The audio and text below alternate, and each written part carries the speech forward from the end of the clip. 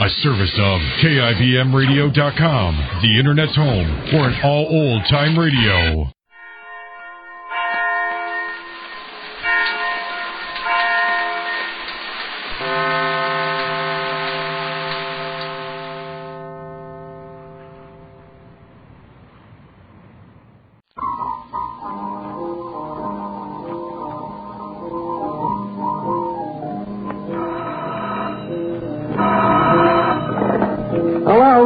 Duffy's Tavern, where the elite meet to eat. Special today, pig pickle feet. Archie speaking. Duffy ain't here. Oh, hello, Duffy. Yes. Oh, yeah, must be 3 or 4 customers here already. You hear that, Duffy? You're in business again.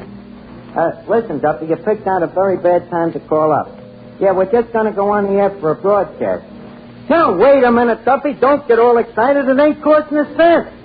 No, the network's doing it for prestige. Well, now, Duffy, I can't brandy words with you now. We're just going on the air, I'm telling you. Goodbye, Duffy. I'll see you later.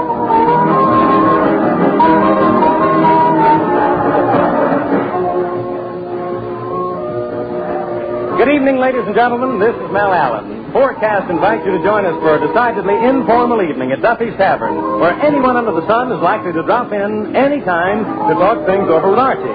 Almost anyone may drop in tonight. Now, people we're sure will be around, however, are Gertrude Neeson, Colonel Stoopnagel, Larry Adler, and John Kirby's orchestra. And now I turn you over to that past master of ceremonies, Archie.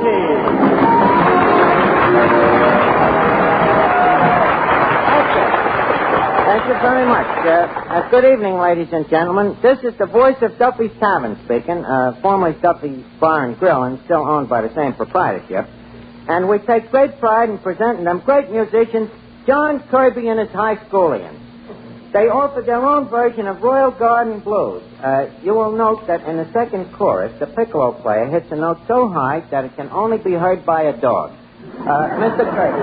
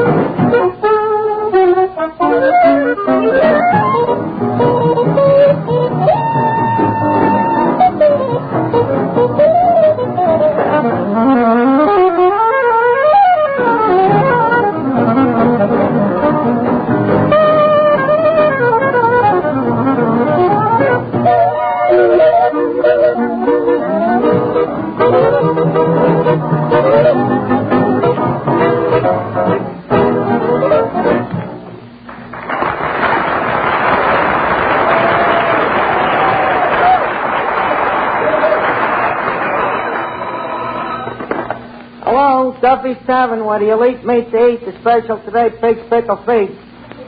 Oh, hello, boss. Hey, how'd you like Kirby's band? They what?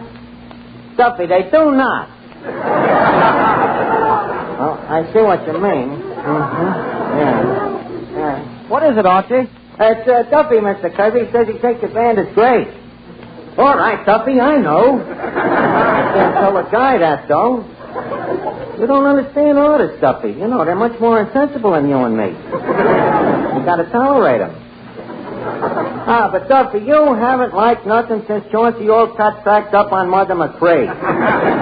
You're living in a graveyard full of Irish tennis. Wait a minute, Duffy. Gertrude Neeson, the new floor show just walked in. What? All right, I'll tell her. I'll speak to you later. Good evening, Miss Neeson. Hi, Archie.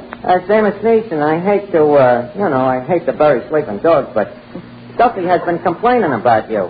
Oh, what's old Novocaine brain sporting about now? Well, he claims you insulted his best customer, Mr. Feldorf K. Beldorf. Was you out to dinner with Beldorf last night? Yes, and I'll never go out with that crumb again. Huh? You know what happened? He asked me to go out to dinner last night, so I go with him. Well, you know how I never like a strange man to pay for my meals. Yeah, I know. So I said to him, Mr. Beldorf, I insist that this dinner should be Dutch. But he said he absolutely wouldn't hear of it. Well, that's nice. He said I had to pay for him, too. That's Beldorf, so what did you do? Oh, I did what any lady would do. I broke a plate over his head. What else could you do? Well, frankly, as man to man, do you think that breaking a plate of soup over a guy's head should be construed as an insult? No, but Beldorf's a little hypersensitive. Yeah, don't like those things. I'll explain it to Duffy, though. By the way, Duffy ain't never heard them golden tones of yours, Miss Neeson. You know, I've told him about you being a great star of the movies and the radio, and when I mentioned that you have been on the stage, he says he had one request. Look, Archie, even to please Duffy, I will not recite Casey at the bat.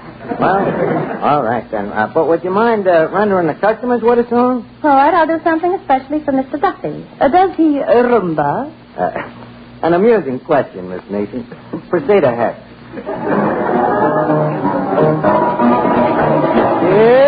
Bailar con la rumba negra, Marina de Rosa.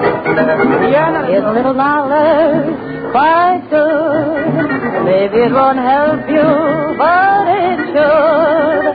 You cannot travel unless you know how Latin say yes. That inspirational, so sensational, oh sensational, yes. In Spain they say, si, si.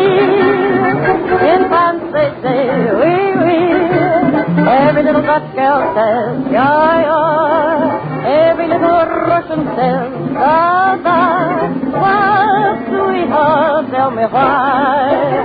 No matter how I try, you won't do my plea, won't say yes in any language to me.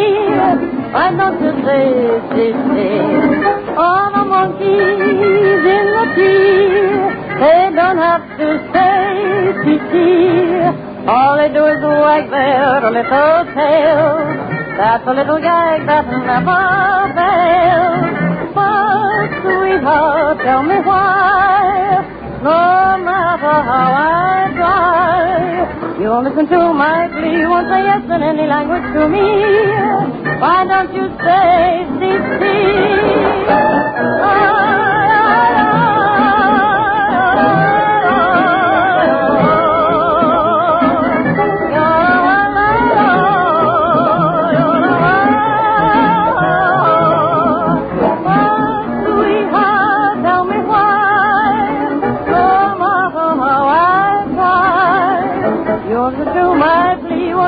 in any language to me.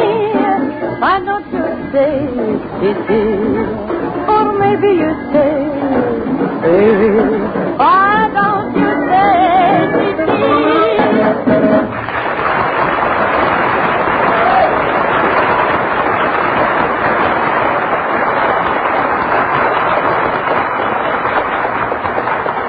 Excuse me. Good evening. Duffy's Tavern, where the elite meet to eat today's special pig's pickle feast. Archie speaking. Duffy ain't here. Oh, it's you again, Duffy. Say, Duffy, do I have to say that poem you made up every time I answer the phone? All right, I'll say it. Only we're going to be in trouble when the special is corned beef hash. Say, by the way, what did you think of Churchill Nation singing? What? Well, gee, Duffy, some people like her. What? A little more pizzicato. All right, I'll tell her. He says you should have sang louder, Miss Neeson. Let me have that phone. So, you didn't like my singing, Mr. Duffy. And you're the greatest living authority on Irish tenors. You call what you're doing living? Oh, so your wife says a girl who sings like I do would smoke cigarettes. Listen, you crummy old broken-down barfly, you miserable no-good four-flushing... What? Yes, you can call me Gertrude. And furthermore, lame brain, if I had the wings of an angel, I'd beat your brains out with them. Goodbye.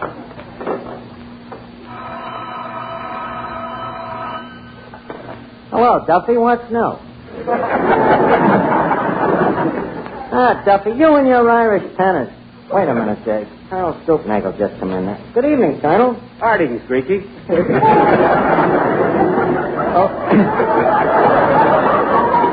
Oh, how are you tonight, Colonel? Oh, I'm in pretty good shape for the shape I'm in. That is, considering my shape. Well, that's pretty good.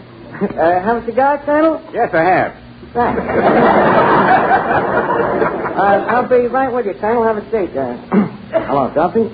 The Colonel's got a look in his eye like a $3 porterhouse. If I play my cards right, maybe I can sell him a slice off of that Kansas City steer you've been saving for inflation. Well, listen, Duffy, that steer ain't getting no younger.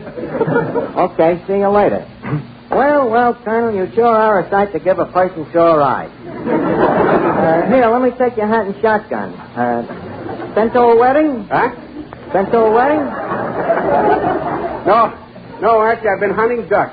Hey, Nimrod, would you mind not pointing that shotgun at my head? I just had my hair done. Pardon me, madam, but you don't have to be afraid of this fowling piece, unless you happen to be a duck. Well, she don't happen to be no duck, Colonel. She happens to be a canary.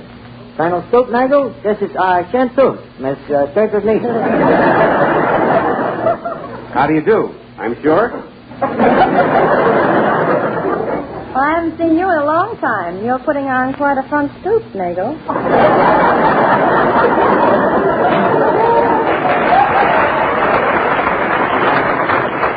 Better give me that foul piece, Colonel, and I'll put it out of harm's way. Hey, careful of that, Archie. That's no ordinary shotgun. It ain't, huh? It's what I call a sawed-on shotgun. Oh. You will also observe that it's made with one barrel on top of the other instead of side by side.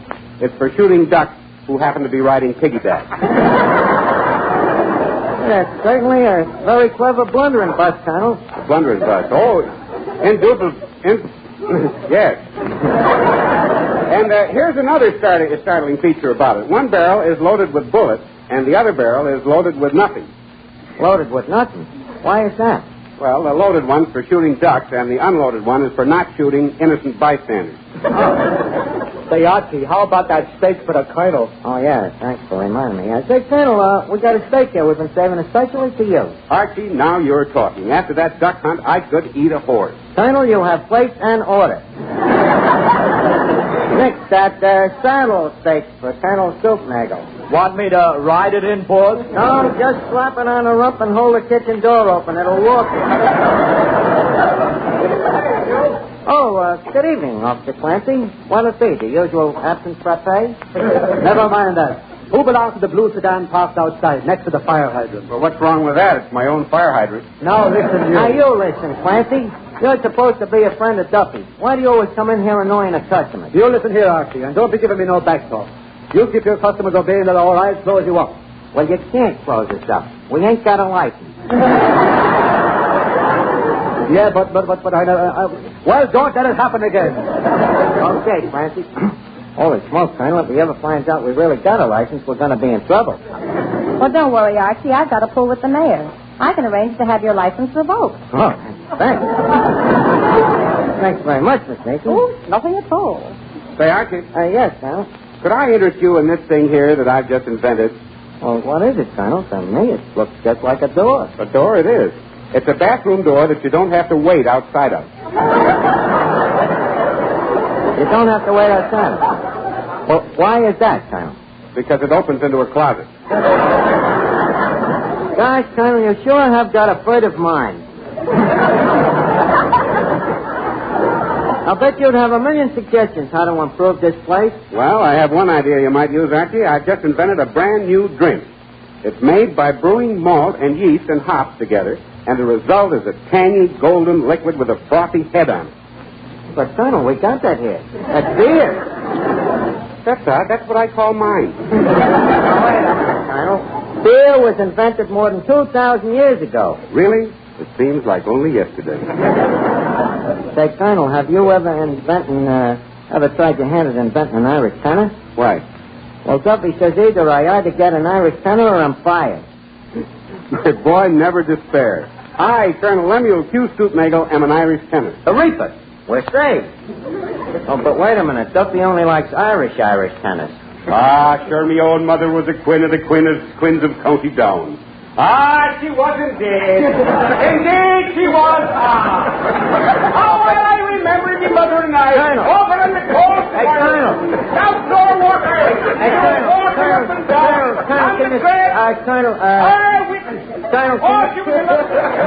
can you sing with a kind of a catch in your voice, maybe? Listen, Archie, when you hear me sing My Wild Irish Rose, you'll hear the lakes of Killarney. You'll hear the Shannon River flowing softly down to the sea. You'll hear the lilt of Irish laughter, the salt of Irish tears, the beat of brave Irish hearts, and the wail of the Irish banshee. She was indeed! Indeed, she was! See what I mean, Archie? Yeah, that's just what I'm afraid of.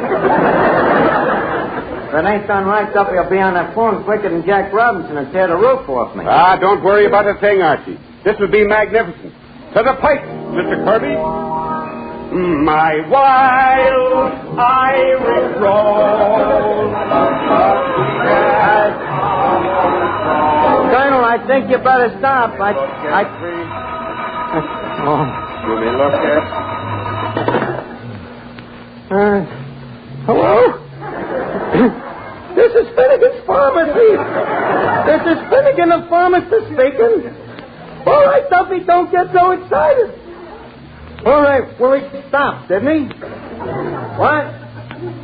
Oh, Duffy. Well, that ain't possible. No, Duffy, it is not possible. All right. Hey, what was that, Archie? It's nothing. We had a request, that's all. Well, I'm always glad to oblige. What was the request? Never mind, you couldn't do it. Say, Archie. Yeah? Look who just came in. You know Larry Adler, the harmonica player. Why, sure. How are you, Mr. Adler? Glad to see you. Hello, Archie. Nice seeing you again. Say, Archie, you know Larry Adler happens to be the finest harmonica player in the world. You think Duffy would like a sample of his talent? That Duffy don't want guys with talent. He wants Irish tenors. Well, Archie, if it'll help at all, I know a million Irish tunes. Mr. Adler, do you know Danny Boy? Duffy always liked that one. Sure, me boy. Oh, I know it well. Okay. Well, let's take a chance on Mr. Adler. But, Mr. Allen, when you announce him, you know, there's no use confusing Duffy about the man's name. You know what I mean. Yeah. I get it, Right. Archie. I get it. Ladies and gentlemen, Danny Boy, played on the harmonica by the world's greatest harmonica virtuoso, Larry O'Adler.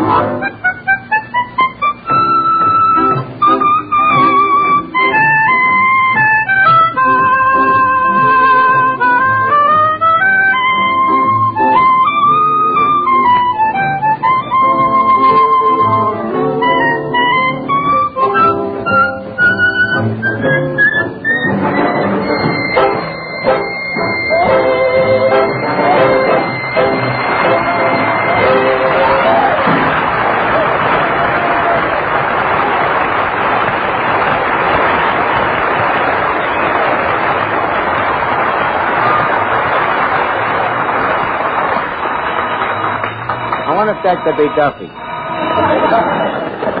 Hello? You liked him? You really did, huh, Duffy? Oh, that's swell. Sure you can hear him on record.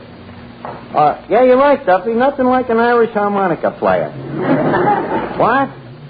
Buy a drink for the house. Are you sure this is Duffy? Well, all right, Duffy, that's fine. Okay. Folks, Duffy's buying a drink for everybody. Did you hear that, Nick? I heard it, but I don't believe it. Well, it's true. And by the way, Nick, Duffy says close up the free lunch until the thing blows over. Yeah, boss. That's more like Duffy. Here you are, folks. Drink hearty. It's on Duffy. Well, you can quote me as being astounded. Hey, don't often get Duffy in such a monogamous mood. Well, here goes. Needle beer. Seems like old times. Which reminds me, Archie, whatever became of your old friend Two-Top Gruskin? Two-Top Gruskin? What is it? It isn't an it. It's a guy. He's a two-headed baseball pitcher. He can watch first base and third base at the same time. You say he had 2 heads? Certainly had 2 heads, Miss Neeson. What's so strange about Two-Top having 2 heads? Oh, there's nothing strange about it. But Two-Top Gruskin. Well, his real name is Athos and Porthos Gruskin. They nicknamed him Two-Top, I suppose on account of him having 2 heads. Very original. Yeah, what did become of Two-Top? Oh, he got married. Happily? Well, as he always shakes his head when you ask him, is he happily married? Yes and no. Well, why is that, Archie? Well, it all started the night that Two-Top's wife, whose maiden name was Inez Harrigan before she was married, the night that she met Two-Top at the Dollar Beer Racket Masquerade Ball down here at Duffy's Bar and Grill. You know, the old place. Oh, yeah. Duffy announces that first prize for the best masquerade costume is going to be a free drink on the house, which, as you know, is a very rare offer from Duffy, outside of on St. Patrick's Day. Whatsoever, let's not digress. Anyway, the masquerade gets rolling, and there's terrific competition for the free drink when all of a sudden in comes a big piece of resistance himself. He comes in. Two-Top Gruskin himself. He comes as a pair of bookends. As a pair of bookends? Yeah, with a book between his 2 heads. A book his mother gave him. A little book his mother gave him called My Son, My Son. I get it, boss. I get it. She knew him like a book, eh, boss? That's good, Nick. But let's not have no more of that. Well, anyway, when midnight comes, the judges give the first prize to the bookend. And when he takes off his mask, everybody is amazed to see that the winner is Two-Top. That's how he met Inez. When he takes his mask off, she gives him a quick glance, and then she turns around again and gives him another glance to confirm the first glance. And right away, it was love at first sight. And she says to me later, I don't know, Archie, there was just something different about him. Says, I guess it's that he was so tall, blonde, and brunette. Well, Two-Top falls for Inez, too, and it ain't 10 minutes before he's playing I Love You Truly on a harmonica and kissing her at the same time. So, finally, he proposes marriages to her. Bigamy, huh?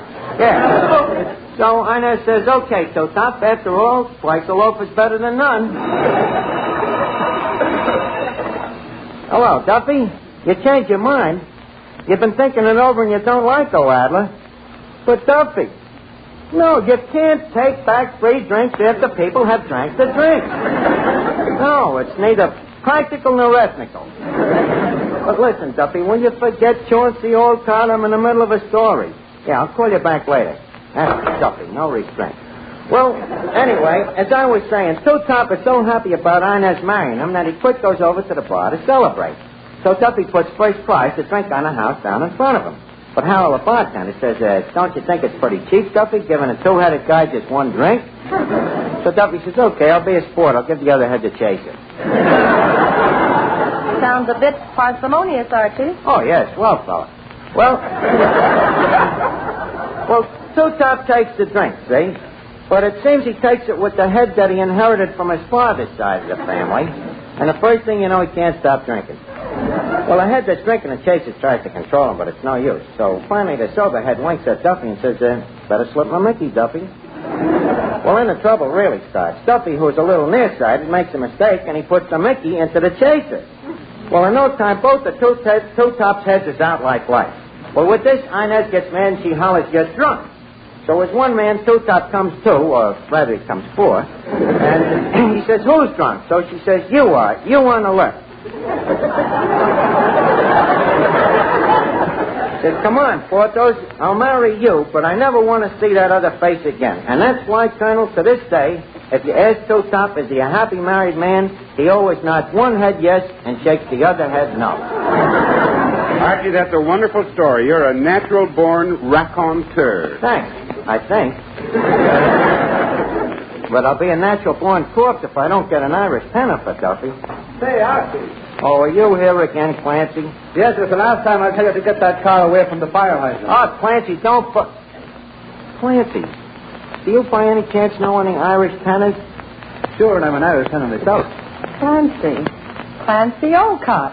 What's that, Miss Neeson? Clancy Olcott. If you can make an O-Adler out of an Adler, why can't Clancy be Clancy Olcott? But Olcott's dead. Does Duffy know that? Well, probably not. He still insists that Darnell Sullivan is the heavyweight champion of the world. You see what I mean, Archie? Eureka, Miss Neeson. I think you've given me the mucus of an idea. Clancy, do you know when Irish eyes are smiling? Certainly. Well, what are we waiting for? Give me that microphone. Ladies and gentlemen, Duffy's Tavern takes great pride and pleasure in presenting, at the exclusive request of Mr. Duffy himself, that celebrated Irish tenor, the Olcott.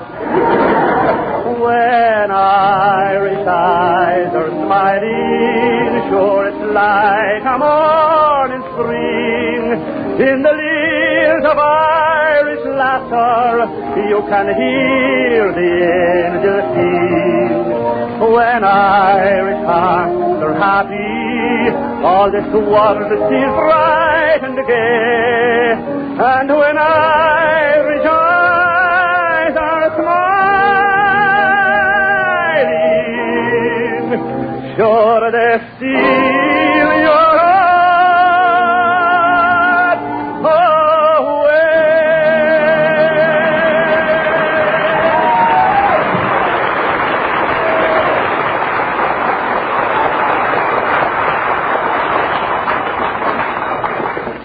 Hello, Duffy. You liked it, huh? Well, it's about time you heaped in a comium at me. What?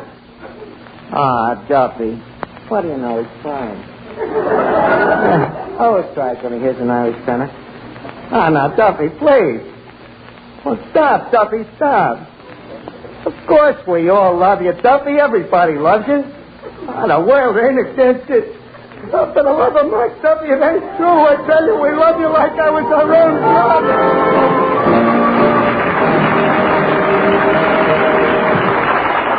And that will give you a rough idea of what Duffy's Tavern will be like when and if it reaches the air regularly. Tonight's program, like each forecast show, is intended as a sample broadcast, an illustration of what you may expect of Duffy's Tavern if it eventually becomes a weekly radio feature. If you want to hear more from Archie, from Gertrude Neeson, from John Kirby's orchestra, and from the never audible but always active Duffy himself, write to CBS and tell us so. Your applause will help to make Duffy's Tavern a weekly broadcast feature. Next week, Forecast will present a full-hour show from Hollywood, a large-scale musical variety program called Of Stars and States. The cast, headed by John Bowles, will include Virginia Vale, Nan Gray, Arthur Q. Bryan, and Governor Leo Daniel of Texas. This is the Columbia Broadcasting System.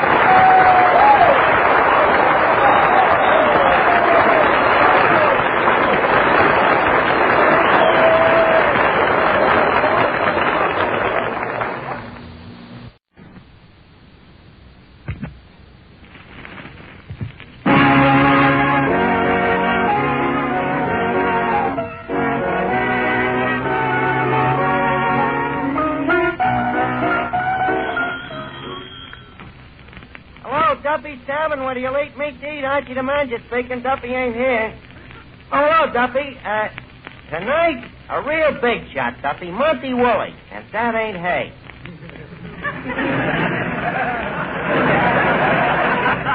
Oh, is it? Well, you remember Wooly Duffy, the wise old actor with the sage old brush? Well, look, Duffy, somebody's got to play Santa Claus at the Christmas party, so, as long as Monkey's going to be here, the old adagio, a beard in the hand. Yeah, sure, I'll ask him. Well, I'll call you back, Duffy. So long.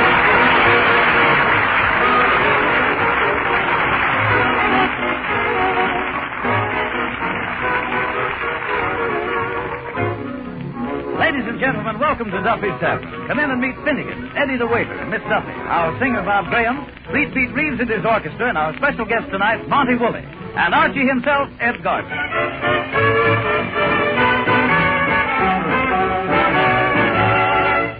Hey, Eddie, where's the soap? The soap? Miss Duffy, you got a new girl? No, Eddie, I want to write a poem on the mirror.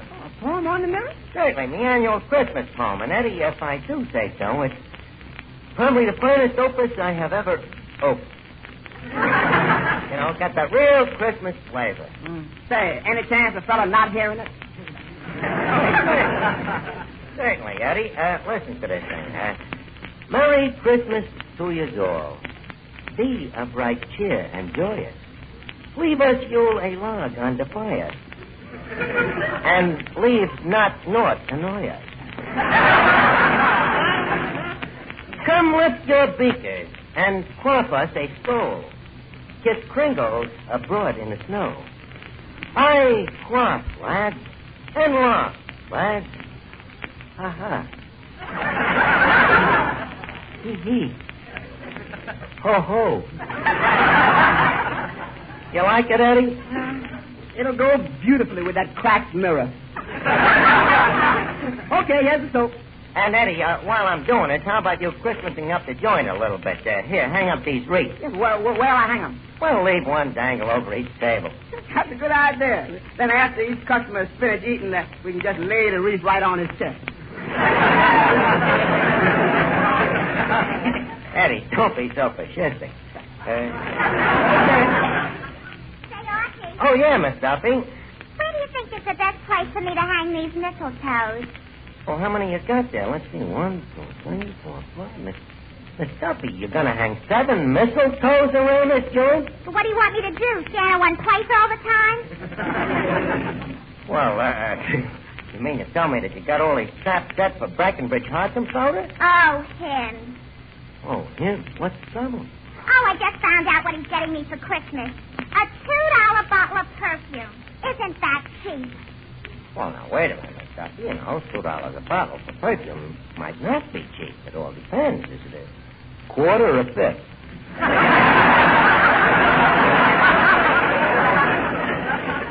Archie, everybody knows that perfume don't come in quarts or fifths. This is a pint.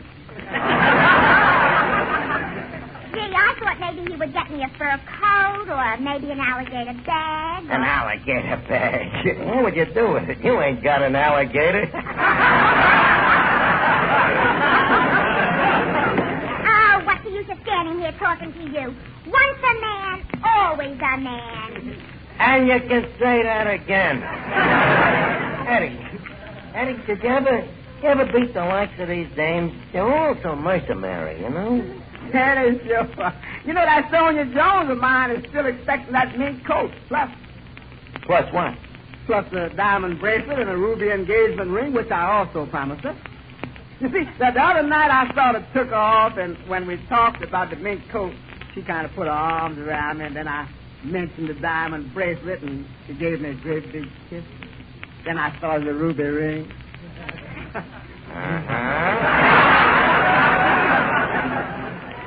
Eddie, are you crazy? Comes Christmas and she'll kill you. Who cares? Live dangerously is my motto.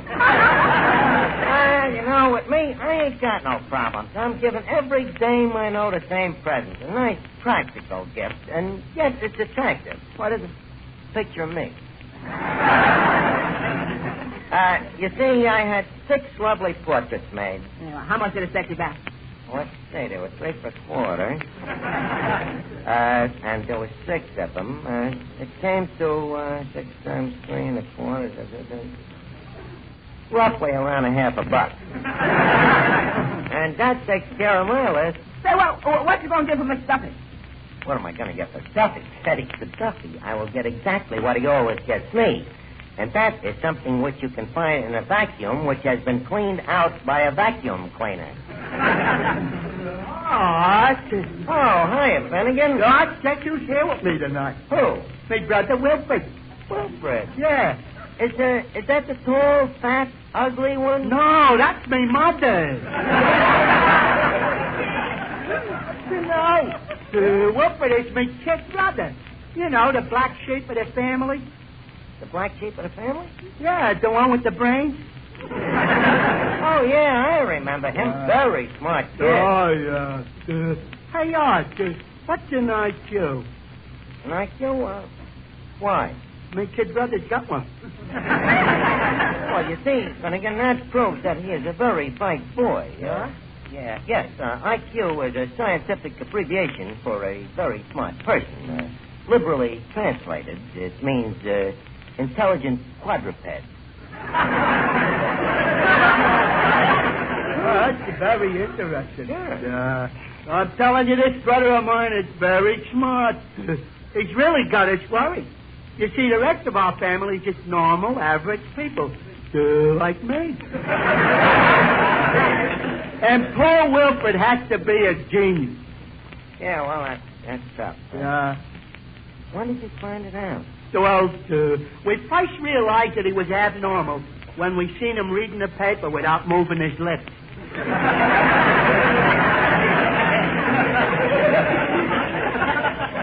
Well, you can't tell. Maybe the kid is a ventriloquist.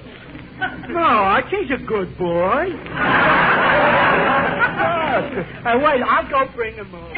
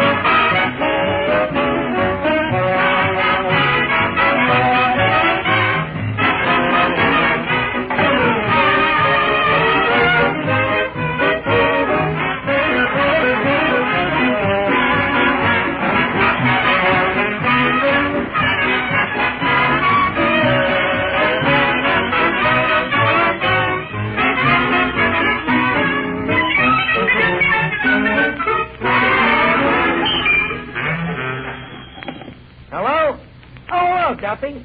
What? There's a package from you arriving for me, and I shouldn't open it until Christmas. A present for me? Are you sure this is Duffy? Well, Duffy, I'm flabbergasted, you know? Well, gee, thanks. And by the way, did you receive my present yet? Well, it's probably in the mail. I'll call you back. Holy cat, Eddie. Duffy bought me a present. I gotta get something from him. I gotta get something. What can I... Let me see. Europa. I got it. What? I'll send him one of me portraits. Have you got a pen, Eddie? Yeah. Thanks. I'll autograph it, you know, with something nice. Let's see. To my dearest employer, good old Duffy, in fond appreciation for all I have done for you.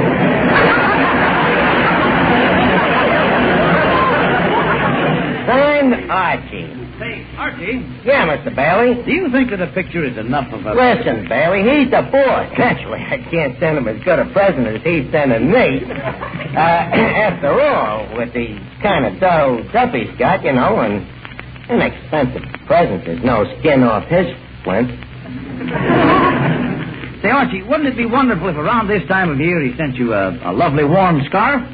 A scarf? Well, Bailey, I'm funny that way. You know, I'd rather warm myself over a gold cigarette lighter. Well, as long as it's something that keeps you warm. Don't forget, Archie, the cold sneezing is here. Would you mind to repeat that, please? I said the cold sneezing is here. The cold sneezing is here. Bailey, that joke stinks.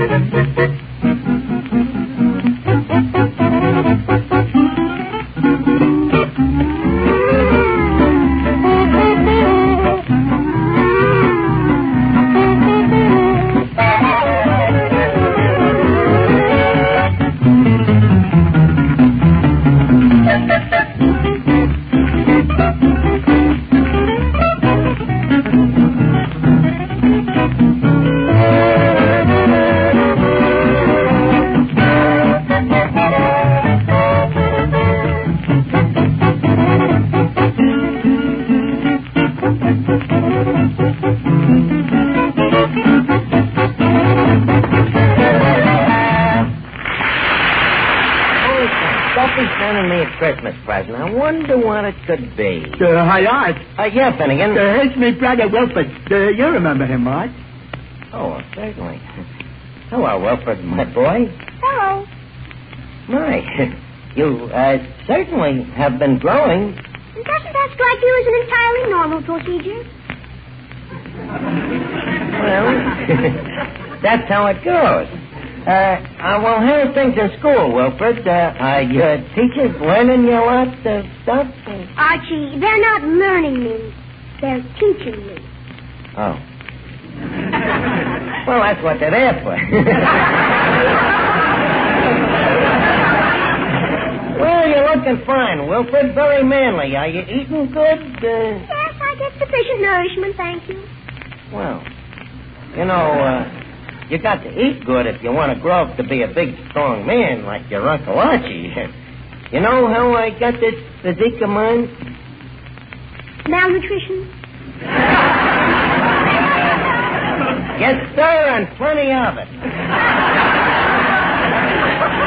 Yep, Wilford, I always eat lots of bread, potatoes, pancakes. Well, I'm on a diet that precludes carbohydrates. Yeah. What's they? Starches. I'm not permitted to have starches. Well, that's right, Wilfred. Starches ain't good for you. You know, they make your stomach stiff.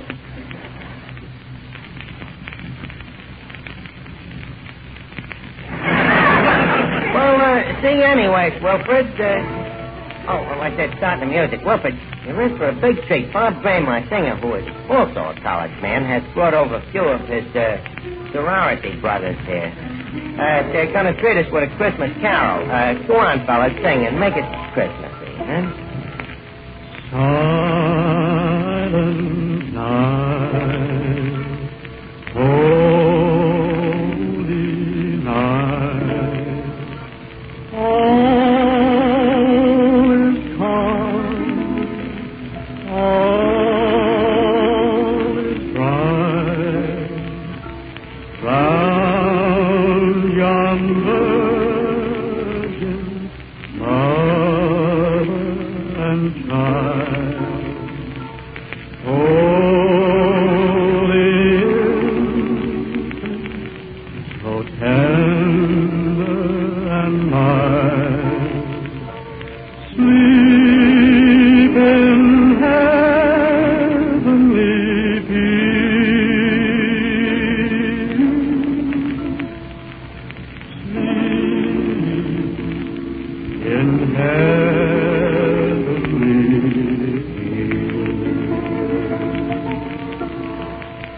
Sleep in heavenly peace.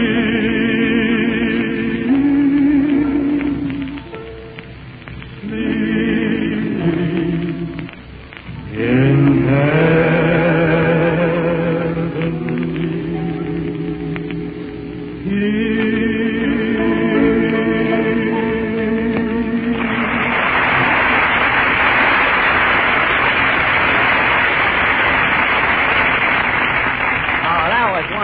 It sounded like a December whipping club. Eddie, pass the hat for the boys.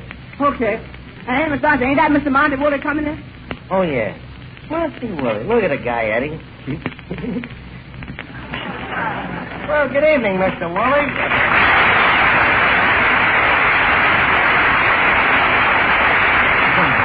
Well, Monty, good to see you again. I trust that you and I can pick up our acquaintance from whence we left off.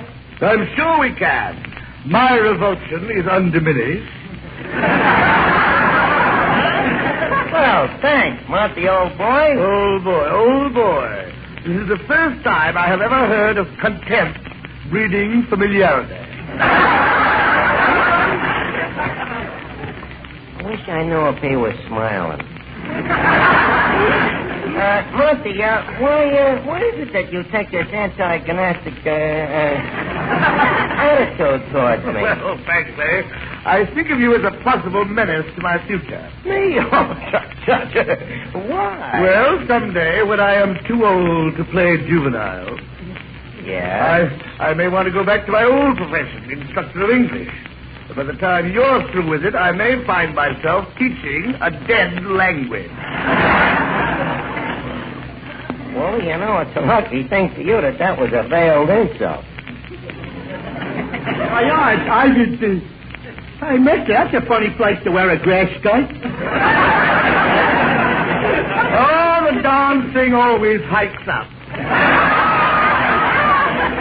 Finnegan, please, no remarks, Kay, about the beaver cave.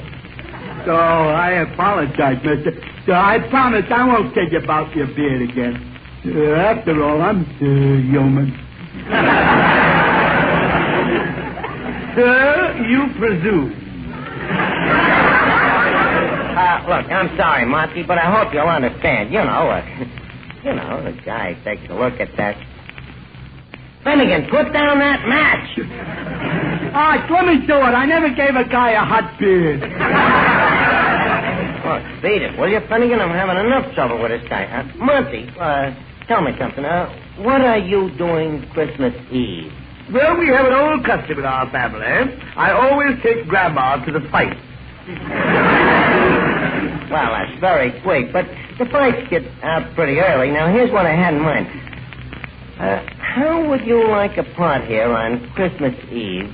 Playing the part of... Playing the part of what? Monty, why don't we have a bite to eat? Eddie, how about some refreshment for Mr. Woolley? Just a moment. I eat here.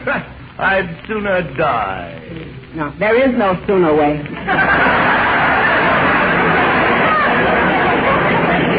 Just a second, Eddie. Mr. Woolley, don't let Eddie frighten you. The food isn't that bad. Well, have you, sir, ever eaten in this cadaver's commissary?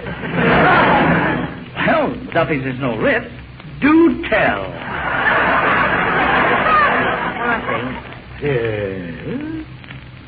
Monty, you see, every Christmas Eve we have a big party here at Duffy's. You know, the joint is full of kids. They come down to get their fathers, you know. And we have a Christmas tree and wreaths around, and every kid gets a candied pig's foot. And I usually write a Christmas pageant. You can write? Like a whiz.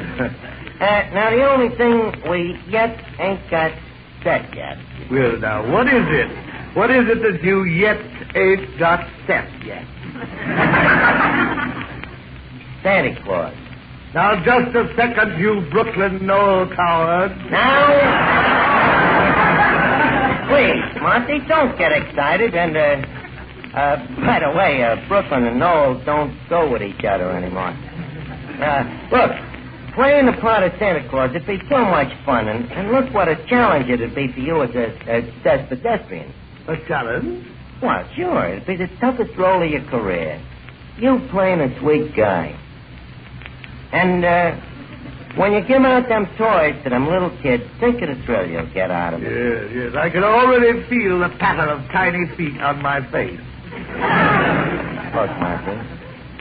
Please, you was a kid once yourself, wasn't you?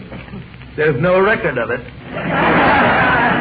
Please. Gee, if you could just talk to one of them kids and see what it's like. Wait a minute. Hey, Finnegan, is your kid brother Wilfred still here? Oh, yeah. Good. Wilfred, come here. I want you to meet Santa Claus. Now, listen, you... Look, Monty, what can you lose? Just kid the kid along a little. Did you call me, Archie? Yeah, Wilfred, I got a great treat for you. Guess who this is? Wilfred, this is Santa Claus. Well. Not the Santa Claus. That's right, young man. Ho, ho. Well, son, I'll be coming down your chimney Christmas Eve. Well, thank you very much. But we have an oil burner. Say, Mr. Claus, I understand you live up at the North Pole. I do? Oh, yes, I do. You know, of course, that the average temperature of the North Pole is estimated at 70 to 90 degrees below zero Fahrenheit. Well, it does get a bit nippy. But then one could always grab a snort of... Sandy! Snort of Sandy, of course, only drinks soft drinks, Wilfred. That's right, Wilfred. Very soft. Cotton gin.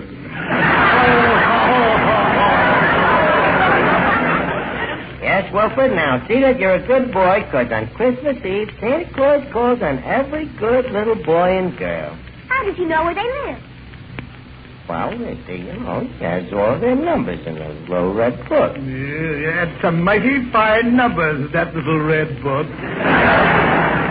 Oh, this is so ridiculous. Preposterous. Huh? Wilfred, you don't mean that you believe in Santa Claus? Oh, Archie, please. It's an amusing legend and rather pleasant, this Santa Claus. But this man plays him so badly. Why, you... Now, take it easy, Monty. Monty, leave go of the kid's throat. Wilfred, put down them tweezers. So what, Monty? You know, the kid's a bit of a critic. Please leave me get out of here. Look, Monty, I'm sorry it turned out like this, but... Archie, don't be silly. I'll be happy to be here Christmas Eve. You will? Yes, playing Santa Claus with Wilfred, with a bag slung over my shoulder. And do you know what I hope to have in that bag? What? Wilfred. Goodbye.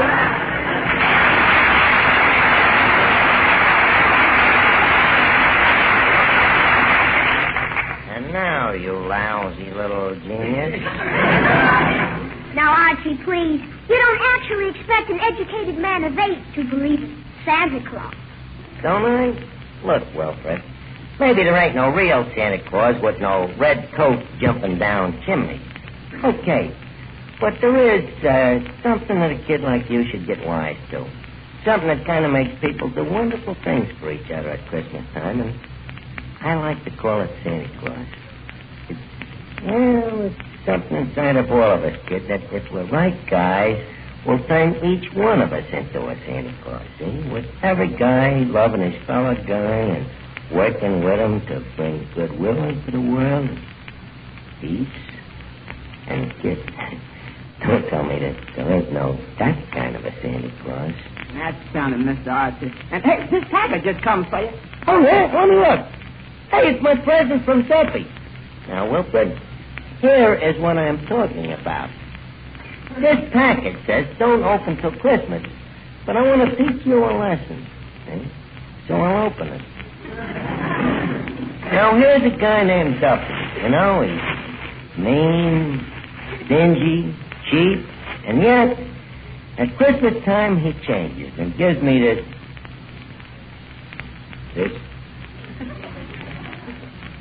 picture of himself. Autographed to my dear employee, Archie. Where was I, Wilfred? Oh, yeah, you see? Maybe there ain't no real Santa Claus with no red coat and chimneys, but I believe that...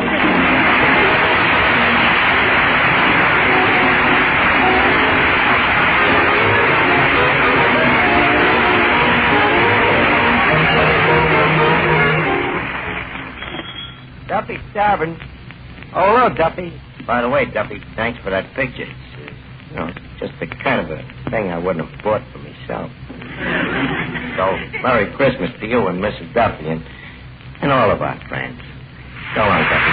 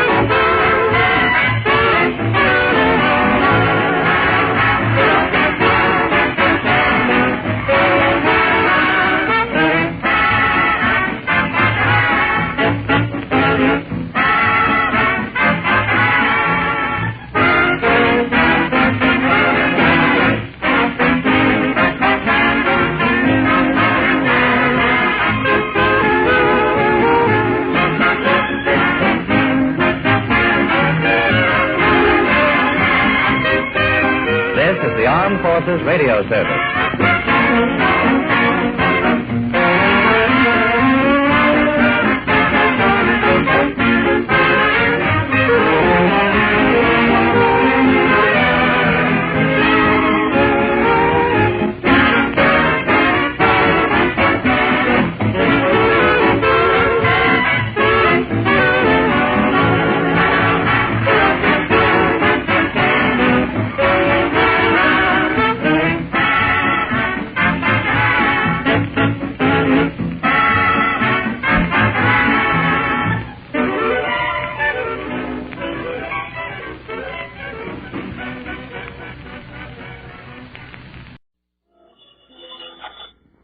Duffy's Tavern, where the elite meets eat. Archie, the manager, speaking. Duffy ain't here.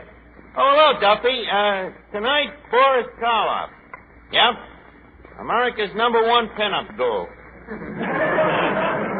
Yeah, I'm a sucker for his kind of pictures. You know, they can't be too horrible for me. The regular modest, the better I like it. Huh? You don't like them? Well, did you ever see Frankenstein? Dracula? Oh. You go to the movies, you like to forget your wife. Yeah. Well, look, Duffy, I'm busy right now with this war bond thing. Yeah, every joint in the neighborhood is selling bonds tonight. Grogan's Bar and Grill, Cavendish, The Undertaker, Colucci's Fruit Store, Lefty's Metropolitan Museum of Pool.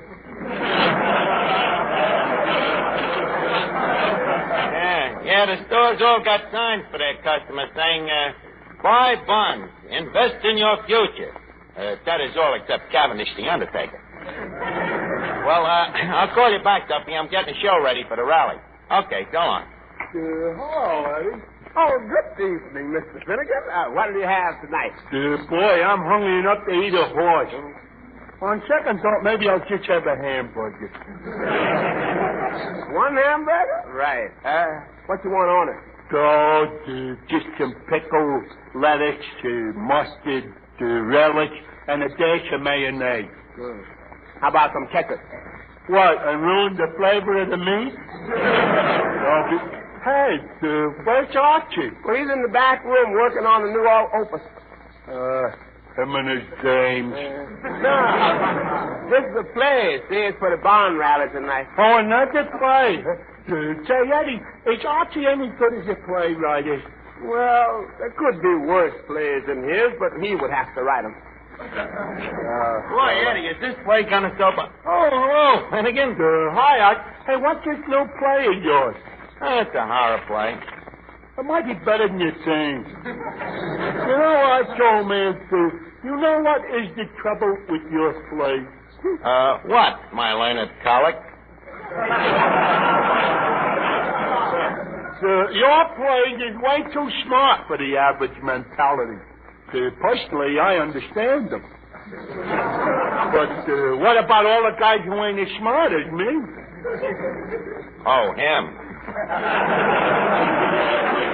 Look, Finnegan, please stick to your own racket. Don't tell me how to write plays, and I won't tell you how to be stupid. But, Mr. Archer, how can a horror story spell Bond? Eddie, this one has a hidden message. Oh, that's where you're wrong. You should never hide the message. What should I do? Hide the play. That's a good one, Eddie. Hey, you see? See, Eddie, you have become the idiot's delight.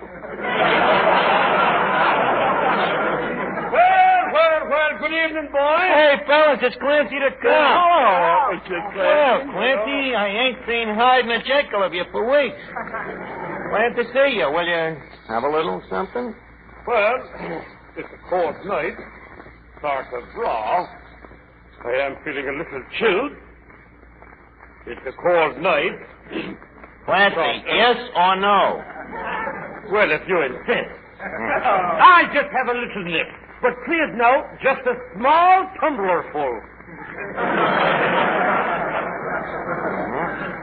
Okay, Clancy, say when.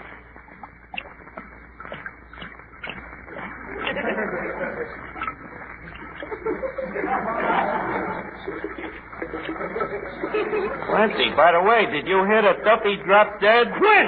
Okay, here's the drink.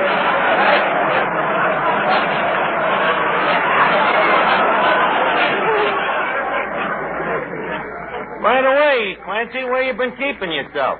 Well, it's a long story, Archie, my boy. Naturally. Well, you see, they've been teaching us policemen jiu-jitsu. Oh, marvelous science, Archie. With the flick of the wrist, you can break a man's arm. Well, anyways... To make a long story short... One night, I caught a burglar robbing a jewelry store. So I sneak up behind him, grab him, and then, with the flick of me wrist, I broke me arm. Oh. So you was laid up, huh? Yeah. But it was kind of nice, though. I got a chance to be home with some kids for a while. Oh, yes? How many kids have you got, Clancy? 5 or 6, I guess. But I hardly know them. You see, they're sleeping when I'm working. And you're sleeping when you're working. Certainly. Me children, they're practically strangers. Oh, that's tough. It sure is. Kind of hurts the man when he walks into his house to have his own son holler, "Jesus, the cop!" Well, you got to take the bitter with the sweet, you know. What brings you down here tonight, Clancy? Tonight? Why, I'm down here on official business. Now, wait a minute, Clancy. If it's about serving them little kids, I can prove they was midgets.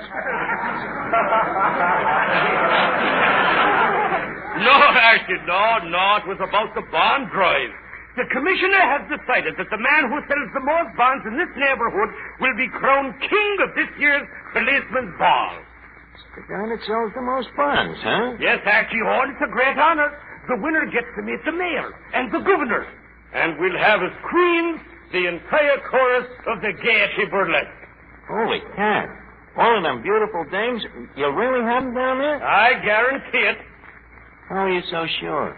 We're raiding the joint the night before. Well, this cleans out. Well, Clancy, shake hands with me majesty. If I can get Boris Karloff to act in this play of mine tonight, I'll sell them bonds like wild cakes. Good luck to you, Archie. But now I've got to go and talk to the rest of the stores in the neighborhood. Hello, Archie. Hello, Miss Duffy. Oh, good evening, Officer Clancy. Well, good evening, Miss Duffy. My, you're getting to look more like your mother every day. Thanks. That's a very pretty compliment. Oh, yes? Well, I haven't seen your mother in a long time. I'll be back later on. Okay, Clancy. Say, Archie, I got an idea how to help you sell bonds. What, Miss Duffy? I'll open up a booth and tip every man who buys a bond. Miss Duffy, you think it's right to penalize a guy for patriotism? Forget it. We'll do it with me play. Archie, you don't have to be insulting. If I'm willing to give my only 2 lips for my country, to give them in a thrilling kiss.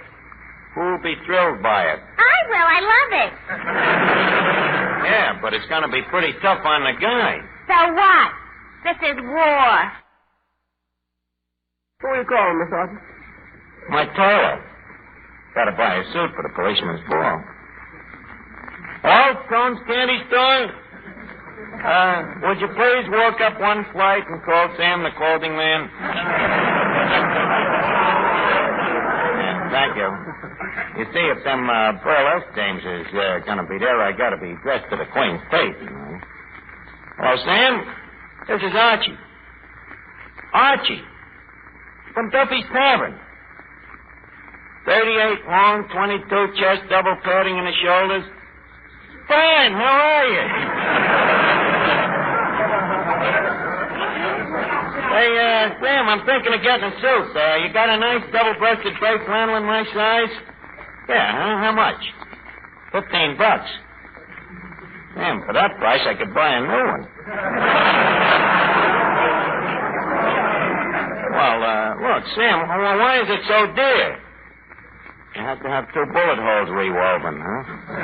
Well, I'll be down later to look at it. Okay, Sam. Holy cat, $15. That's inflation with one pair of pants. Hey, Archie, what is this inflation? Well, Finnegan, that's one of the main things, you see, that can happen if guys don't buy bonds and keep them. Oh. Hey, Archie, what is this inflation? Well, inflation is, shall we, well, do you know what deflation is? No. Well, inflation is just the opposite. You see, when the output of currency in the country becomes larger than the ingots of gold in Fort Knox,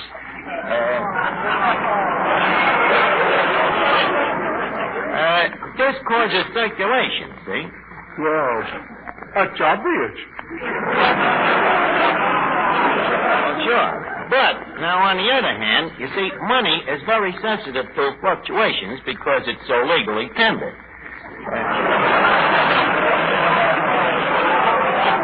Therefore, should any demoralization cause the gold standard to fall below the 14-carat mark, then consequently the dollar goes up, or rather down, causing prices to soar down. Or is it up? Yeah, but how could war bonds stop this inflation? Well, it's simple, Finnegan. You see, war bond is printed on the same kind of paper that money is. Therefore, when you buy war bonds, you're taking this paper out of circulation. And therefore, the government can't get paper to print the new money with. So, ergo, this reduces the amount of outstanding exchequer, which in turn, ergo, prevents inflation. See how simple it is? Yeah. All I needed was for somebody to put it in my own language. Look, fellas, do you mind if I get in on this financial discussion? Hello, Bob. Archie was explaining to me about inflation. Yes, and quite erroneously. Hey, Arch, what does that mean? I don't know, but keep quiet. Maybe you'll throw us a hint. Now, you see, Finnegan, if there's too much money in circulation, it lowers the value of the dollar and so raises prices. That's inflation. Now, just a second, Graham. But, Archie, we studied it at college. Where do you think I learned it? At reform school? Well, Archie, when you went to college, did they have economic courses? No, sir. We paid full price for everything. You got your money's worth. Personally, I found Archie's explanation quite satisfactory.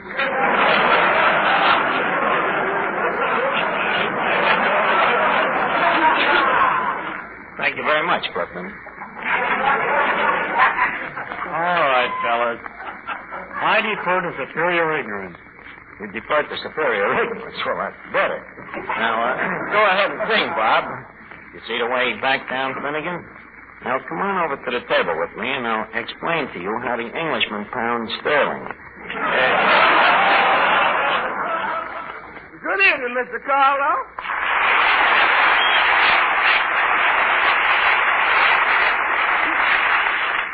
You know, young man, you are refreshing. What? Usually when I walk into a place, they all act scared of me. Oh, well, you see, Mr. Carlo, when a man has worked at Duffy's Tavern for 10 years, the only thing that can horrify him is the thought of another 10 years. Hey, Mr. Archie, company. Where? Oh, good evening. Well, good evening. Hey, you're Boris Karloff. I didn't recognize you. You seem so unmonsterly. You know, in the flesh. By the way, that is flesh, ain't it? I beg your pardon. Well, please forgive me rudidity. By the way, I understand your English. That's where you have the advantage. I don't understand yours.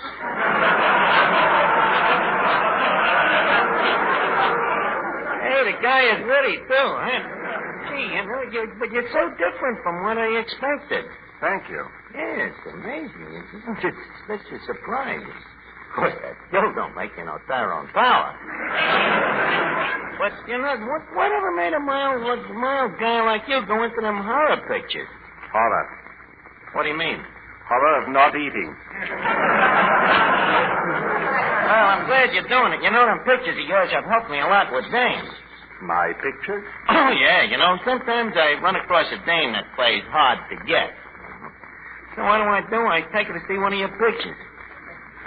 Yeah. Well, you know, when a dame gets scared, she likes to have a man's arms around her, you know. So usually after 10 minutes of one of your really scary pictures, hard to get has been got.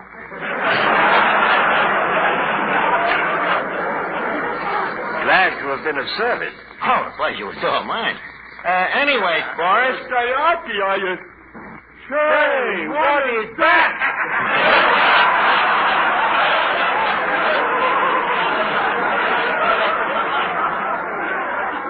Pretty startling for both of them. Boris Karloff, meet Clifton Finnegan. My, say, you're the new one, aren't you?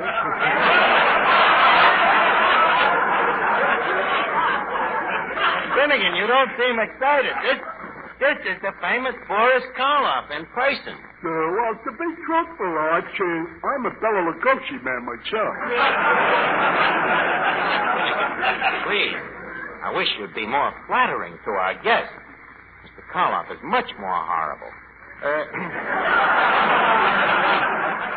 This Lugosi is just an upstart, right, Boris? Definitely. I remember him when he didn't have a coffin to coffin. You mean he was broke? Broke? 2 years ago, he walked up to me on Hollywood Boulevard and said, "Say, mister, can you slip me a nickel just for a cup of plasma?"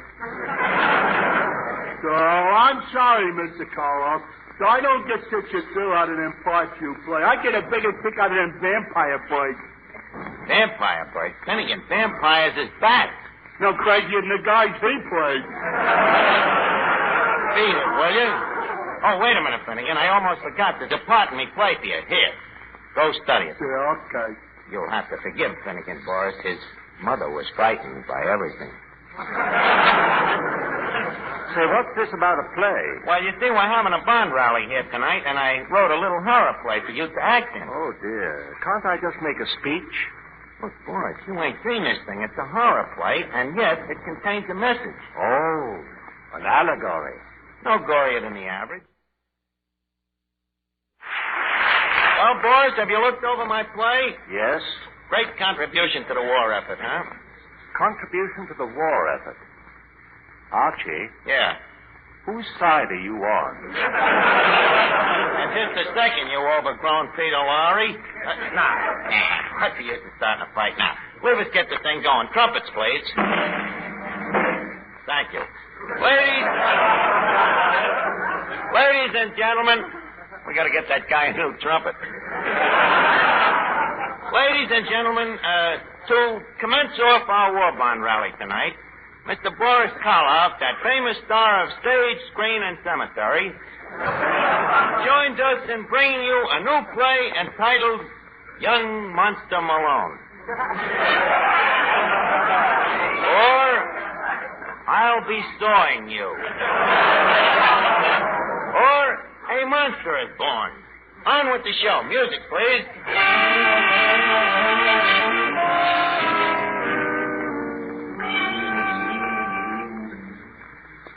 I am a mad scientist. My laboratory is hidden away in a lonely castle. This castle is covered all over with moats. Yes, I am mad. The children in my village call me Jerky. But I just laugh and pat them on their little heads. And then I take their heads back to the castle. One miserable night, I was sitting with my associate, a fellow mad scientist. Suddenly, he spoke. Oh, Doctor. Dr. Frank. Yes, Dr. Stein.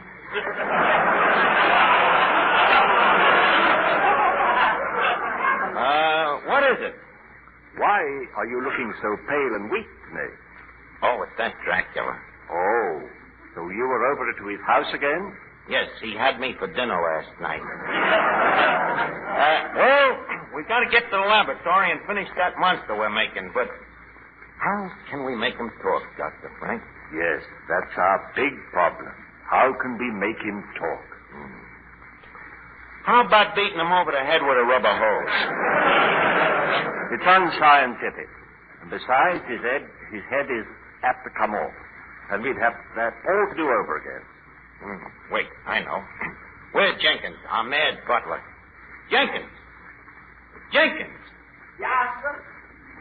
Jenkins, would you mind to go to the stock room and get us some spare parts? What do you have?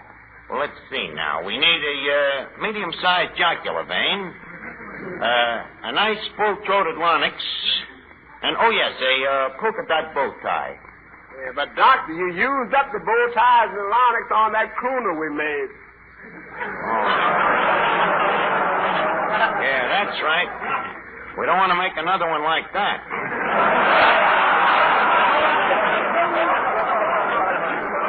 Well, we'll do something.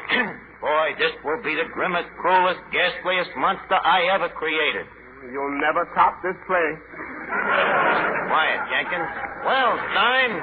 Well, Frank? You know this will be our 31st monster. 31. Imagine. Have you heard from any of our boys? Oh, yes. I got a letter from one of them today. Doing very well in Hollywood. An actor? No, a producer. Well, leave us go to work, Doctor. Shall I put my mask on? I thought you had it on. No, what's the use? He can't see anyway.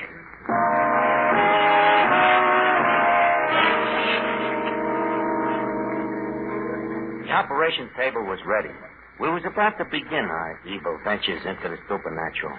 The room was quiet. I spoke. Are you ready, Doctor? Yes. Have you injected the man with Novacord? Yes, I have. Come, let's get the monster finished. Scalpel. Scalpel. Knife. Knife. Glue. Glue. Thumbtacks. Thumbtacks. Now pass me that adenoid.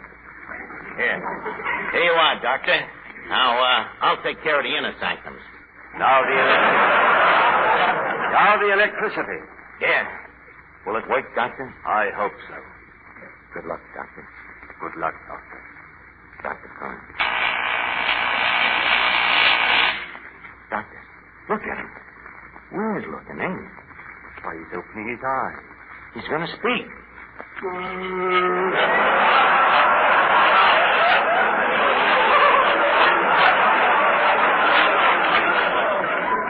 Speak, monster. I am inflation. The worst monster of all. If you waste your money and don't buy bonds, inflation, will destroy all of you.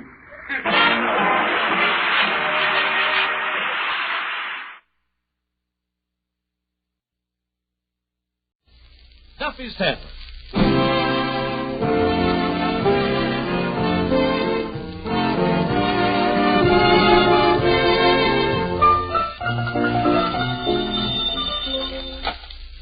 Duffy's Tavern, where do you eat meat to eat? Archie the manager speaking. Duffy ain't here. Oh, look, Duffy. Tonight, Linda Darnell. And, brother, would I love to fence her in.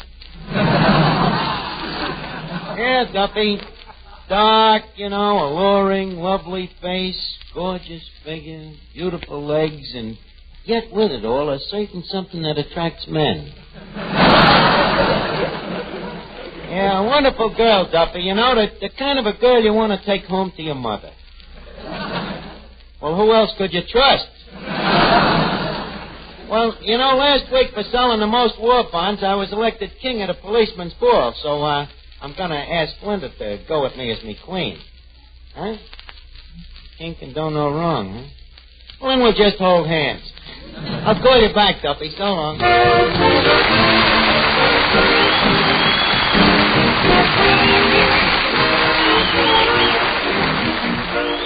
Ladies and gentlemen, welcome to Duffy's Tavern. Come in and meet Finnegan, Eddie the waiter, Miss Duffy, our singer Bob Graham, Reet Beat Reeves and his orchestra, our special guest tonight, Linda Darnell, and Archie himself, Ed Gardner.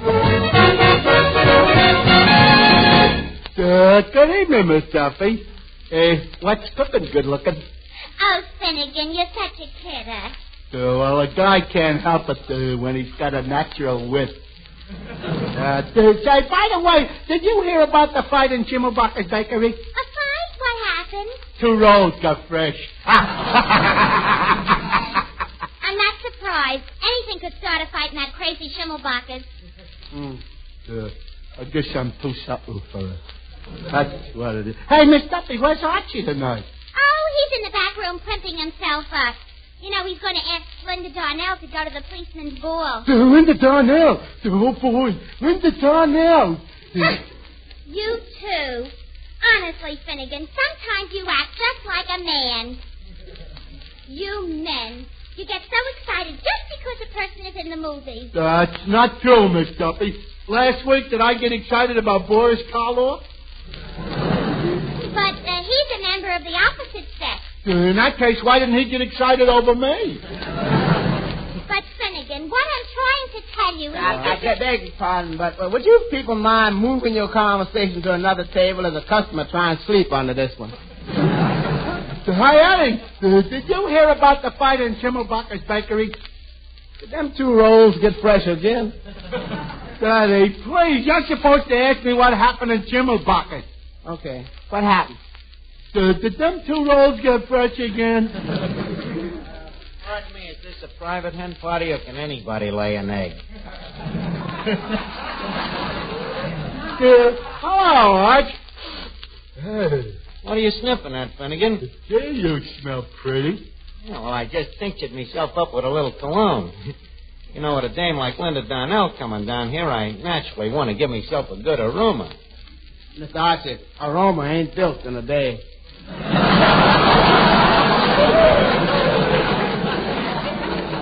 Oh, no? Just a second, Archie. I know that smell. Were you using my perfume, my white shoulders? Oh, I just used a little bit, just a dab behind each ear. With your ears, that's a lot of perfume. That's right, Eddie. That's very expensive perfume. White shoulders. And he puts it behind his ears. Well, it's cold in that back room. I didn't want to take my shirt off. Hey, Arch, I hear you're going to take Linda Darnell to the policeman's ball. Yep. Linda Darnell, Finnegan. And wait till them bulls see them calves.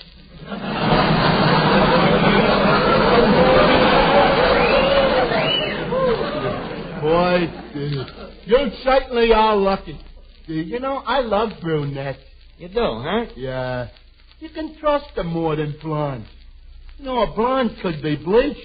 Well, a brunette could be dyed. So what? We all got to go sometime. Now, that's one thing about Linda, Finnegan. She is completely au naturel. Her own hair, her own complexion. Her own complexion. Ha. What's the idea the super silly laugh? I happened to see a picture of that natural beauty endorsing pancake makeup. Where? Right here, in my behind the scenes in Hollywood magazine. Here on the back cover. Let's see. Linda Darnell, gorgeous screen beauty. Wears nothing but pancake makeup. Very interesting. Thank goodness I don't have to wear pancake makeup. Naturally, one don't have to wear pancake when one is already battered.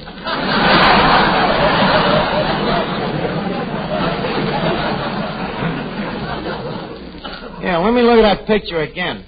Oh, boy, look at that Darnell in a bathing suit, huh? What a beautiful endorsement. Say, Archie, could I have that picture? What do you want of it, Finnegan? I want to draw a mustache on it.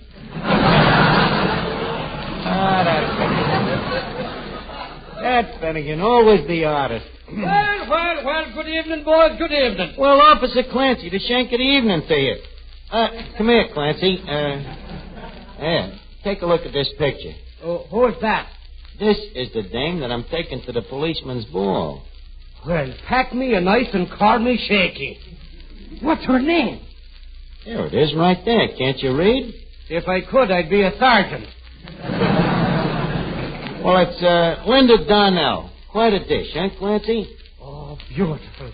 Archie, she reminds me of the pretty little Colleen that stood beside me on my wedding day. She, too, was dark and lovely. And you married her, huh, Clancy? How could I? I just finished marrying my wife.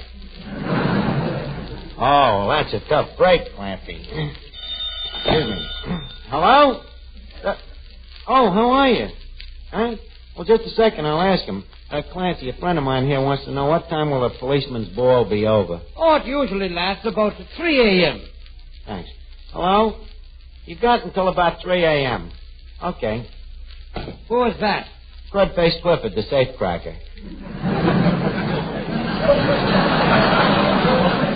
Oh, yeah, it's a very good friend of mine. Yeah, I sent him up the river 3 or 4 times. That's a nice friendship. Archie, how sure are you now that you can get this Linda Darnell to come to the ball? Just as sure as I am that you're a thick-headed cop, Clancy. Well, that's good enough for me. Give me that phone. Okay. Hello, Sergeant? This is Clancy. Clancy. Clancy, the patrolman. I'm up here at Duffy's Tavern. Now, just a second, Sergeant, you're wrong. They know me better than to offer me a drink. And you know me better than to think I'd buy one. Listen here. I was going to tell you that I was talking to Archie about the ball, and I got great news for you. Who do you think that Archie is bringing? None other than that famous movie actress... what was her name again, Archie? Linda Darnell. Oh, yes. Linda Darnell herself. Oh, too bad we didn't have it on the posters. But you can still give it to the newspapers. Well, yes, that'll be fine, Sergeant. Goodbye now. Just a second, Clancy. You think you should let them put it in the newspapers? Well, why not? She'll be there, won't she? Oh, yeah, but, you know, accidents can happen. Yes, they certainly can. And they can happen to anybody. She better be there. I'll see you later, Archie. Okay, Flatfoot. Oh, boy, Eddie. When I walk in as king of the cops ball with Linda Darnell, am I going to be a hot shot? If you walk in without Linda Darnell, you're going to be a pot shot. Don't be silly, Eddie. She ain't going to turn me down. Okay, you know best, but somehow I still hear a little voice inside of me shouting, "Short live the king." Eddie, don't be such a stiff-dick, will you? You know very well, if there's one thing I'm good at, it's handling dames. Yes, if there's one thing you're good at. Eddie, if you're going to take the words out of my mouth, please take all of them. Hello, Archie. Well, Bob Graham, how are you, Bob? Well, Bob, I'm glad to see you. Congratulations. Bob, shall we tell him now? Okay, Mr. Bailey. Hey, Repeat, give me a chord. Guests of Duffy's Tavern, we are pleased to announce that in a poll conducted by the Daily Trojan of the University of Southern California, the editors of over 300 college newspapers have chosen Bob Graham as the outstanding singing discovery of 1944.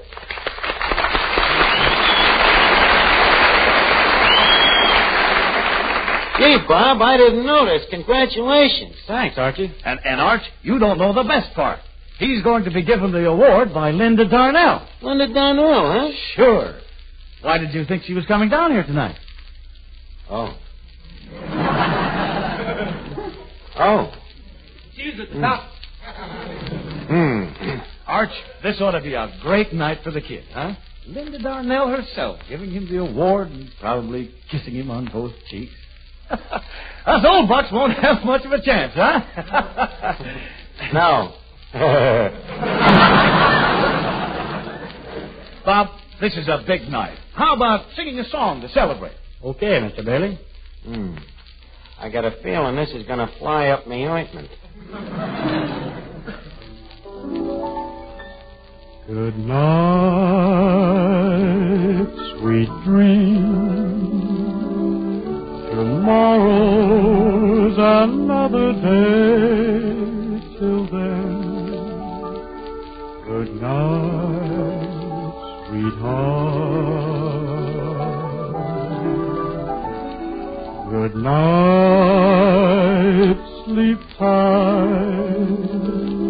I'll see you along the way in dreams. Sweet dreams, sweetheart. May angels up above watch over you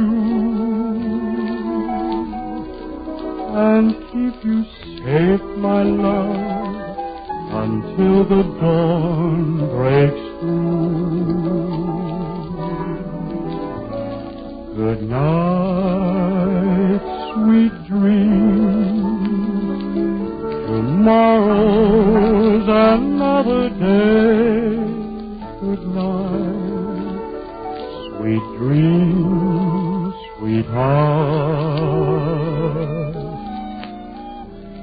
Good night, sweet dreams. Tomorrow's another day. Good night, sweet dreams. Good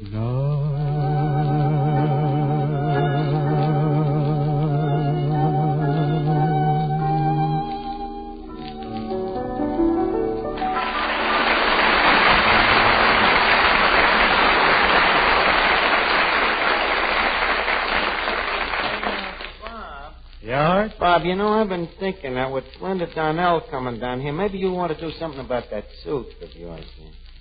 What's the matter with it? Needs pressing, don't it? Look at them shoulders. Come here, maybe I can straighten them out. Oh, my goodness, your sleeve has came off. But don't worry, kid. Go down to Sam the tailor, and he'll make it look like a new suit. Tell him I sent you, huh? Okay, give me the sleeve. Fine thing. He seems upset. I wonder why.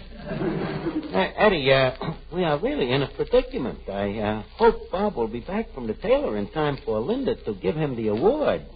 Whatever will we do? Eddie, I'm afraid that somebody will have to impersonate Bob Graham. I see what you mean. But Bob Graham, don't Miss Darnell know that he's just a college boy? So what? I may have a mature face, but it so happens that I have a student body.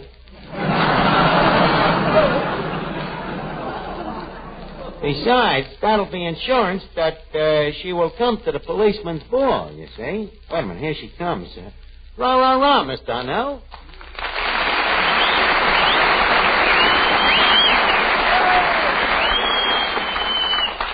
Well, good evening, Bonnie Beautiful. I've been expecting you. You have? Oh, but Natch. Well, I'm looking for Bob Graham. Natch. Can you tell me where to find him? Seriously. Who do you think I am? Are you Bob Graham? I ain't his brother. Father?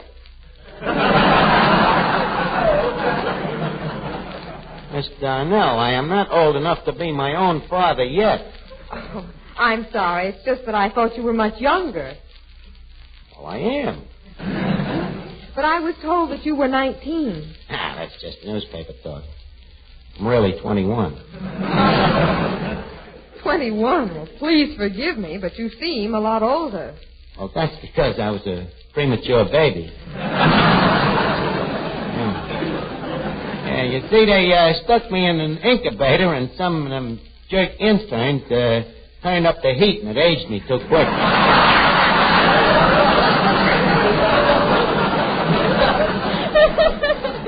Oh, Mr. Graham. Mr. Graham. Hey, that's you. Yes, what is it, waiter? Would the lady like something to eat? Good suggestion, waiter. What would you like, Miss Darnell? Some soup, maybe? Well, how is the soup? Yeah, it must be good. It's been held over for 3 weeks.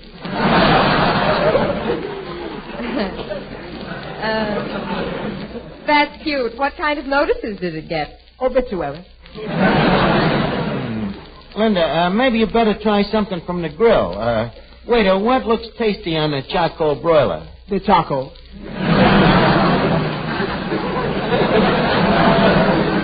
Just a second. What kind of talk is this for a waiter?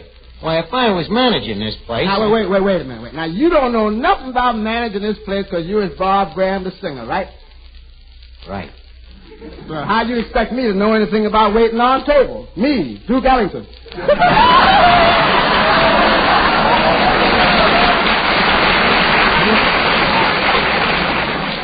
Eddie, will you get out of here? Okay, old Eli, get out of here. Now, Linda, let's get back to us. Would you like to join me to a prom? My goodness, don't you college boys do anything but go to parties? Well, you know, you got to have a little fun between curriculums. Well, then you do study. Oh, but Deb. What courses are you taking? Oh, the regular stuff, you know, chemistry, history, psychology, polygamy. English, plain geometry, fancy geometry. Diathermy. Do you also study prevarication? Yeah, I'm great at that. Yeah, it comes easy to me. But, now, what about this prom? Will you go with me? When is it? It's, I'm sorry, I'm awfully busy that night. Linda, why are you acting so hard to get? Why are you acting so hard to take? Look, whoever you are, where's Bob Graham? I want to give him his award. Wait a minute, you don't believe that I'm Bob Graham? Not even a reasonable facsimile? Why, this is tantamount. It's like calling a rose by a spade. All right. If you really are Bob Graham, how about singing a song? Huh? Well, I would, you know, but I got a bad case of lingerie-itis.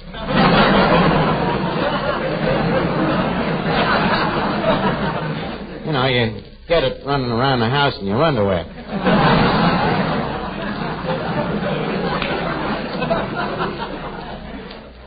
Well, I'll tell you what. Now, you asked me to go to a prom. I'll do it on one condition. What? Sing a song and prove who you are. Mm-hmm. Look, do you mind if I take just a minute to goggle me larynx? I'll be right with you.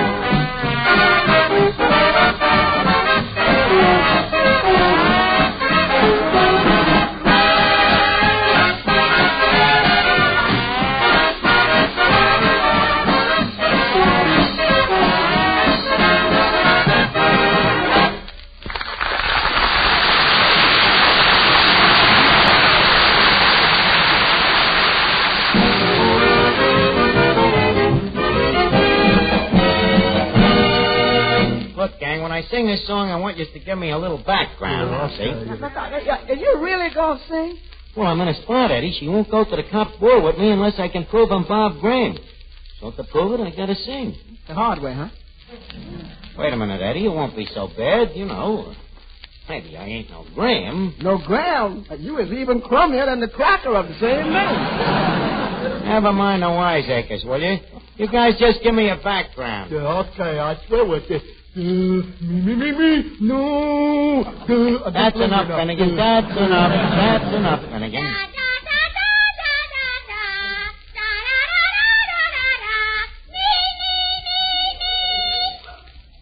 You know, I ain't gonna sound so bad at that. Miss Darnell, what song would you like to hear? Well, what song do you know? Well, I have a little number that I wrote myself called Leave Us Face It. What did you write, the lyrics? I wrote both the words and the lyrics.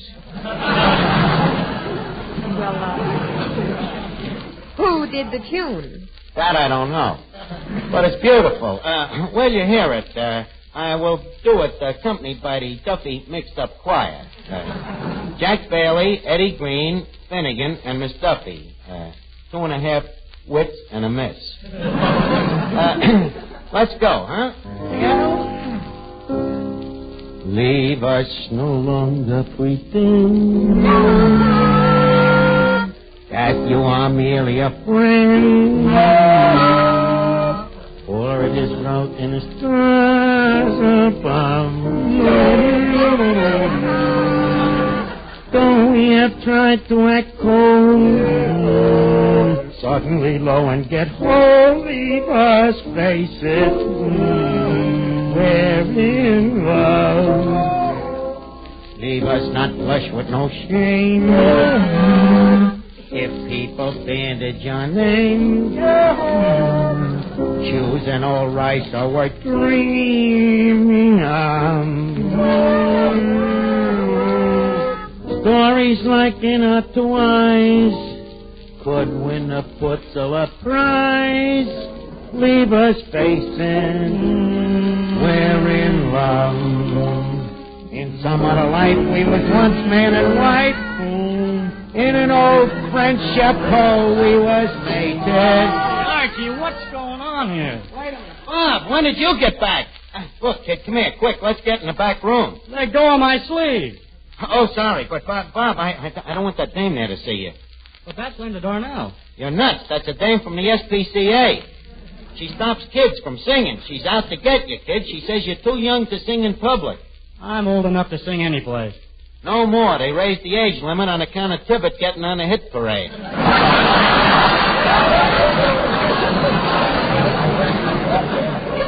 Now, look, kid, you better duck. Quick, too. Just a second. Are you Bob Graham? Yes, I am. Well, thank goodness. I'm Linda Darnell. Bob, I have an award for you. Say, let's get out of this stevedore store club, shall we? Okay. But, Linda, wait a minute. Well, you can't go yet. What about the dance, the prom? You gotta go. It's the policeman's ball. Oh, the policeman's ball. Yeah, sure. If you don't show up, them cops will emaciate me. They'll murder me. They'll kill me. They'll kill you? Certainly. You talked me into it. I'm not going. Come on, Bob. Good night, Archie. Oh. Holy cat. Holy cat. Clang, clang, clang went the nightstick. Here I am, king of the policeman's ball and no queen. I got to think of something to tell Clancy. You better think fast, because here he comes. Well, Archie, my boy, Archie, I just came back to tell you that the tickets are going like wildfire. That's great, Clancy. Oh, everybody's buying tickets to see Linda Darnell. They are, huh? Why, certainly. Well, now, look, Clancy, you admit that it is error to be human, huh? Oh, yes. And sometimes there comes a course in a time of guy's human events when he makes certain promises that... Archie, it already says in the paper that she's coming. But, Clancy, you can't believe everything you read in the papers. Archie, you're a nice boy. And I want you to know that there's nothing personal in what I'm about to do. But in behalf of the personnel of the 4th Precinct,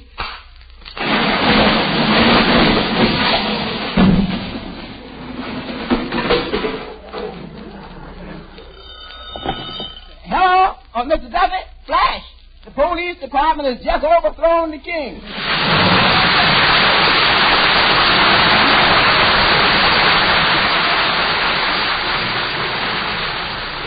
Hide your heart from sight.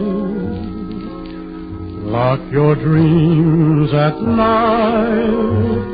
It could happen to you.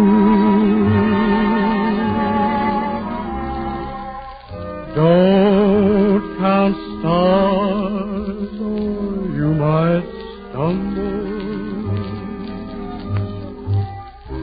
Someone drops a sigh and down you tumble. Keep an eye on spring. Run when church bells ring. It could happen to you.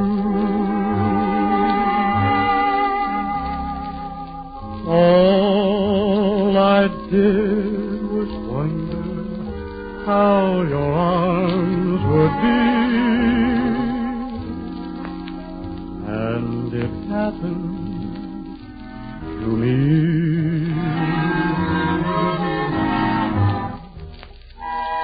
Keep an eye on spring. Run when church bells ring. It could happen to you. All I did was wonder how your arms would be.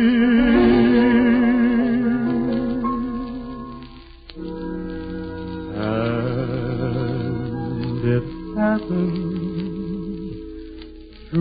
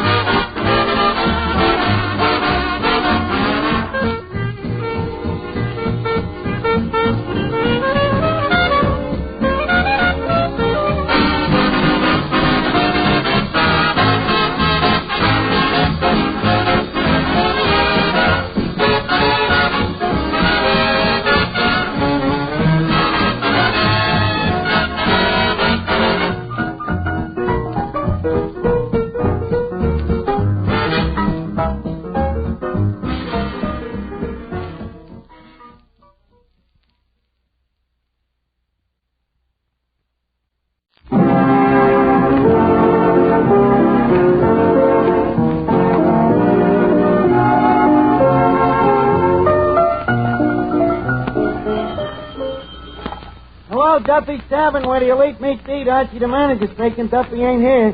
Oh, hello, Duffy. Tonight's Sonny Tufts. You remember the guy, Duffy? The one that when you once said to your wife, tell me what has he got that I ain't got, she talked for 2 days. Yeah, big tall guy, Duffy. You know, broad shoulders, big chest, slim waist, big blue eyes. Wavy blonde hair. Boy, if he was only a dame. Yep. Well, I'll call you back, Duffy. The band just started to play that new Western song I wrote, Lead Me Hot Ride Tonight on the Prairie. And I want to listen to it. I guess it's just modesty, Duffy, but I really love that song.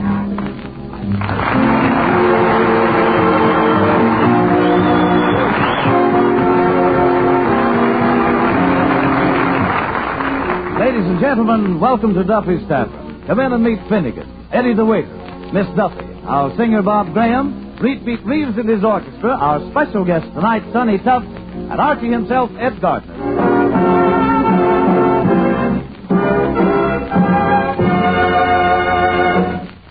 My heart rides tonight on the prairie, way out west where the sun sets all day, where the bloom is a baseball on the sagebrush, and the deer and the cantaloupe play.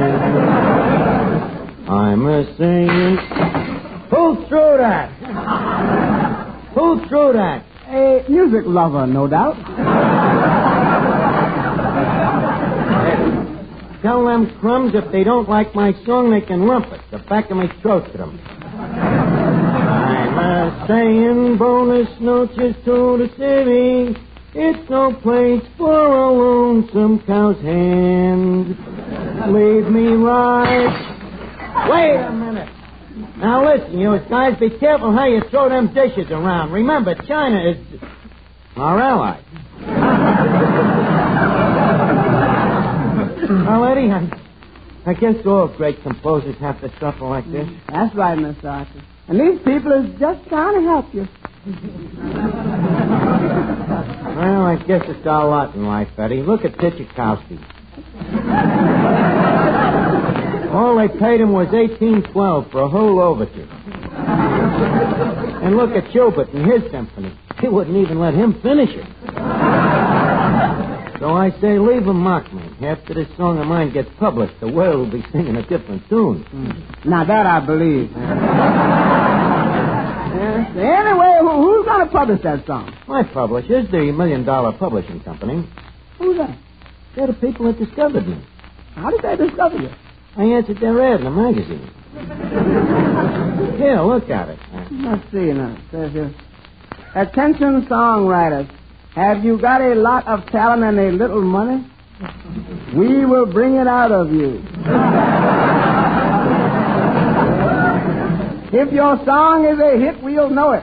Remember Jada, Always, Swanee, Margie, all big hits, and we knew it. So don't delay. Send your song to the $1 Million Publishing Company and make $1 million tomorrow. Please enclose 15 cents to cover cost. Yeah, so sounds like a very reliable firm, doesn't it? Yes, it does. You sent them your song, of course. Oh, naturally. I wouldn't want to pass up an offer like that. What do you think I am, a sucker? There will be a 3-minute pause while I wrestle with temptation. Well, good luck, sir. Thanks, Eddie. Boy, I hope I hear from him soon. Heart. Hiya, Finnegan. Today I got no song of yours. Great song. Thanks. Keeps running through my head. Well, what's going to stop it? Nothing. Boy, what a beautiful song.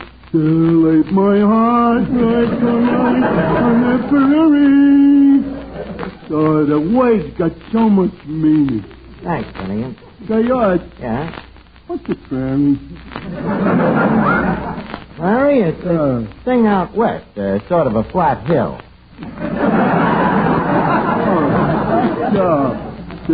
You know, Arch, every day you learn me something new. I always tell everybody that you make me what I am today. Finnegan, if you don't mind, I would rather not be connected with it. Well, take the credit, Arch. You'll deserve it. Good evening, Archie. Well, Officer Clancy, glad to see you. Come in and take a load off your beat. Hello, Clancy. Well, it's Clifton Finnegan. Been behaving yourself, Clifton? Oh, yeah, Clancy. Are you sure? Look, if it's about writing Clancy's a stinker on that fence, I got an alibi.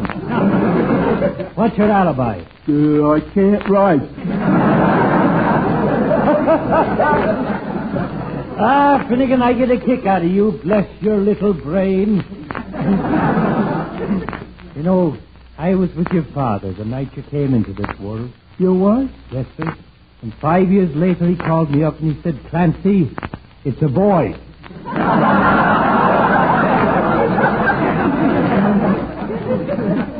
shot in the dark if I ever heard one. Say, by the way, what do you have, Clancy? Oh, the usual chartreuse split. Oh. Incidentally, Archie, they tell me you've written a song. A song? Yeah, that's right, Clancy. An Irish song, I hope? Well, what do you call it? Leave My Heart Rides Tonight on the Prairie. Oh, it's a beautiful title. Leave me heart ride tonight in Tipperary. No, Clancy, Prairie. Wait a minute, not a Western song. Yeah. Shades it, Chauncey Alcott. Don't you know that the only good songs is Irish songs? Just a second. Don't Clancy. take my word for it. Ask any Irishman. Clancy, I ain't saying there's nothing wrong with Irish songs. Mine just happens to be a Western. Well, then the least you can do is to give it a little Irish flavor. All right, I'll call it Take Me Back to My Boots and My Kushla. I'll write another one called The Playboy of the Irish World. That'll make you happy.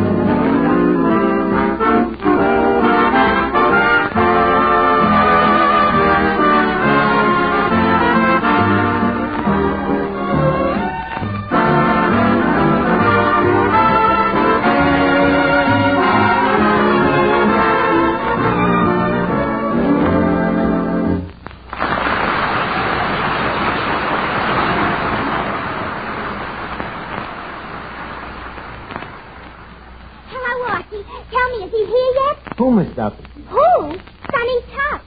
For who else would I spend a whole day in the beauty shop? A whole day in a beauty... What's the matter? Were they out of it?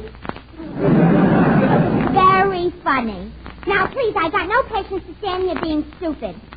Where's Sonny Tufts? What do you want with Sonny Tufts? I'm going to ask him to the dance. What dance? The 10 Jolly Girls AC St. Valentine's Day track meet and dance. Track meet? Well, you know some of the girls when they see a man. Yes, I do. So, we thought it would look more dignified if we called it a track meet. I see. But Sonny Tufts, look, why don't you ask your boyfriend, Breckenbridge Hartzenfelder, to take you to the dance? Oh, him and me had a fight, so I'm not going with him. Oh. What was the fight about? He wouldn't take me to the dance. But who cares? Oh, if I could walk into that dance with Sonny Tufts, would those girls drop dead? Sonny Tufts take you to the dance, Miss Duffy. You're flying around the helium carpet. He wouldn't take you. Oh, no? Just because he's a movie star? Listen, Archie, many a big movie star goes out with civilian girls. Oh, what a sensation we create at the dance. Oh, I can see it now. Mr. Sonny Tufts, this is Miss Patricia Yarbut. Mr. Tufts, this is Cheryl Racino. Sonny Tufts, please hand me yet a nickel doctor. I noticed poor Tufts is so shocked he ain't saying a word. Henrietta Mickle, doctor. Say, Mr. Archie, special delivery letter for you. Oh, boy, let's see, Eddie. Yep, from that publishing firm. Let's see. Dear friend and honored artist, we have received your great song and believe it will join the ranks of the immortals. That means it won't die. 8 to 5. Quiet, Eddie. Can't wait till we publish this great song of the West. Naturally, it should have an attractive, appropriate cover. So please send $25, which covers cost of printing, plus hiring of cowboy, horse, and sunset. Please rush money. Yours in haste, $1 million publishing company.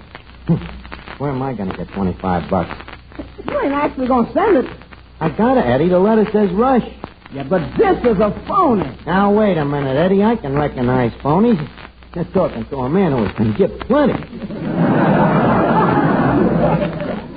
Now, let's see. Where can I get that 25? Don't look at me. Hey, there's the cash register.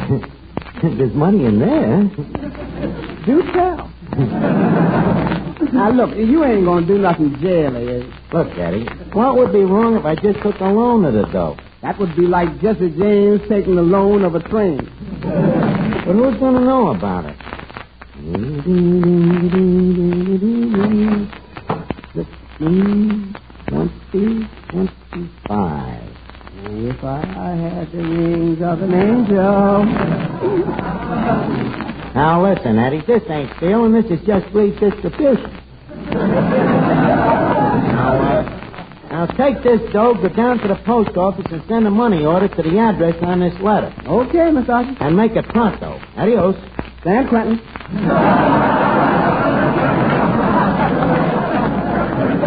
Now, go on, get going. Oh, boy, it won't be long now. I should say you won't, Mr. Dirty Crook Archie. Miss Duffy, was you standing there all the time? I certainly was. And you know what'll happen if I tell Papa. He'll put you in jail. Miss Duffy, please don't tell your father. Just give me a little time. Well, Archie, I might forget if If what? If a certain party could persuade a certain party to take a certain party to a certain party. You mean if I don't get Sonny Tufts? Miss Duffy, that's blackball. You can't do this. Take your choice, Archie. Say, Archie. Oh, hello, Bob. What seems to be wrong here? Well, nothing that a few years... Please, Miss Duffy, leave us not discuss my delinquency in front of the juvenile. Leave us talk it over in private. Bob, sing something, will you? Oh, you sure seem worried. Oh, no, it's nothing. It's just a little trouble with my song. Seems there's a few bars connected with it that I forgot about. Go ahead and sing. Now, come here, Miss Duffy. Let's talk this over. Sometimes I wonder why I spend the lonely night dreaming of a song. The melody haunts my reverie, and I am once again with you. When our love was new, and each kiss an inspiration. Ah, but that was long ago. Now my consolation is in the stardust of a song beside a garden wall. When stars are bright, you are in my arms. The nightingale tells his fairy tale of paradise where roses bloom. Though I dream in vain, in my heart it will remain my stardust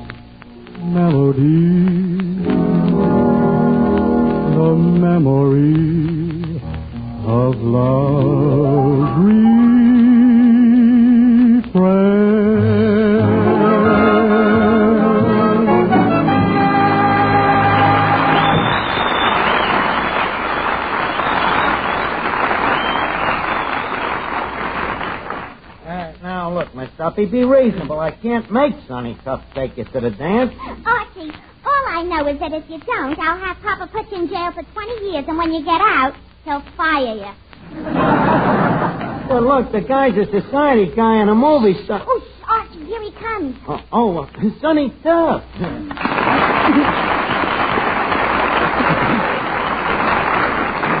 Well, welcome to Duffy's, Sonny. Thanks. Say, I always kind of thought that Duffy's was just a little hole in the wall. Yeah, kind of surprised you, huh? Yeah, it's a big hole in the wall. Say, who are you? Me? Permit me. I am Archie, mine host. I manage the place, take care of the customers. Sort of a major domo. Naturally, we don't serve minors. Say, what a big guy you are. How's the air up there?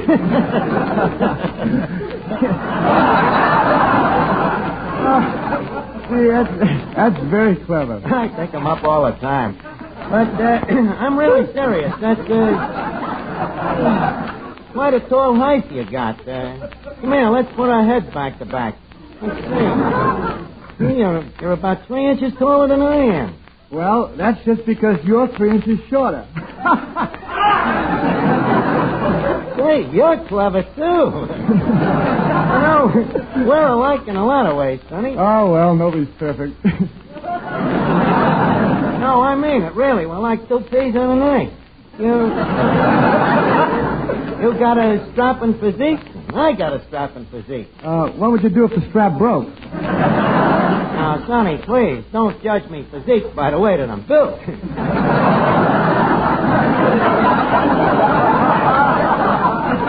I'm deceitful. How much do you weigh? 110 pounds, and not an ounce of it fat. All bone, eh? Yeah. Just take a look at his chest. Where? Oh, there, behind the belt buckle. Very droll. Mr. Tufts, in these quips of yours, do I detect a slight tincture of jealousy? No, it's not that. It's just that to me you seem more like the frail type. Frail type is right. The frails love me. Yeah. You know that Betty Hutton you work with? She's coming all the way down here to see me next Friday. Really? You gotta get some rest.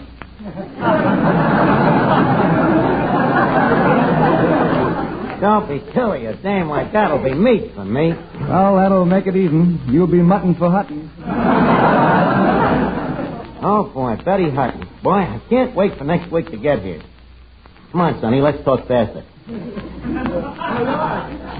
Hey, Arch, Miss Duffy just sent this note over to you. Let's see. Dear Archie. Well, signed Miss Duffy. By the way, Finnegan, do you know Sonny Tufts? He does?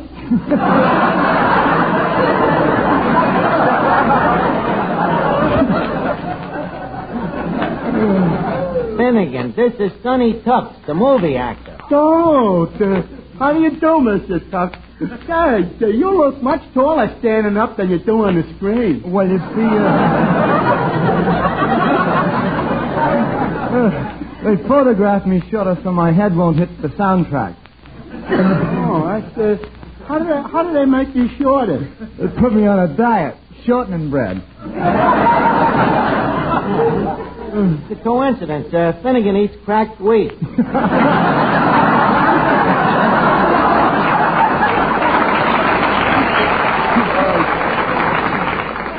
You know, Mr. Tufts, I'd like to try acting sometime. When I was at college, they told me... Finnegan, you was at college? Well, certainly I was at college, Art. You remember last year? Huh? What did you study at college? I didn't study anything. They studied me.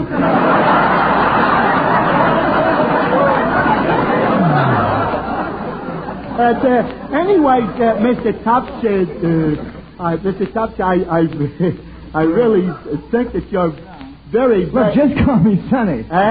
What was that? Just call me Sonny. Yeah, that's very nice of you, Sonny. You can call me Daddy. What a charming family. Lovely people. Say, incidentally, Sonny, speaking of beautiful dames, get a load of that beaut over there. Where? Right over there, next to the cash register. Oh, yeah. She's the one without the keys. Yeah. A wonderful dame. Would you like to meet her? Not at all. Good. Outrageous.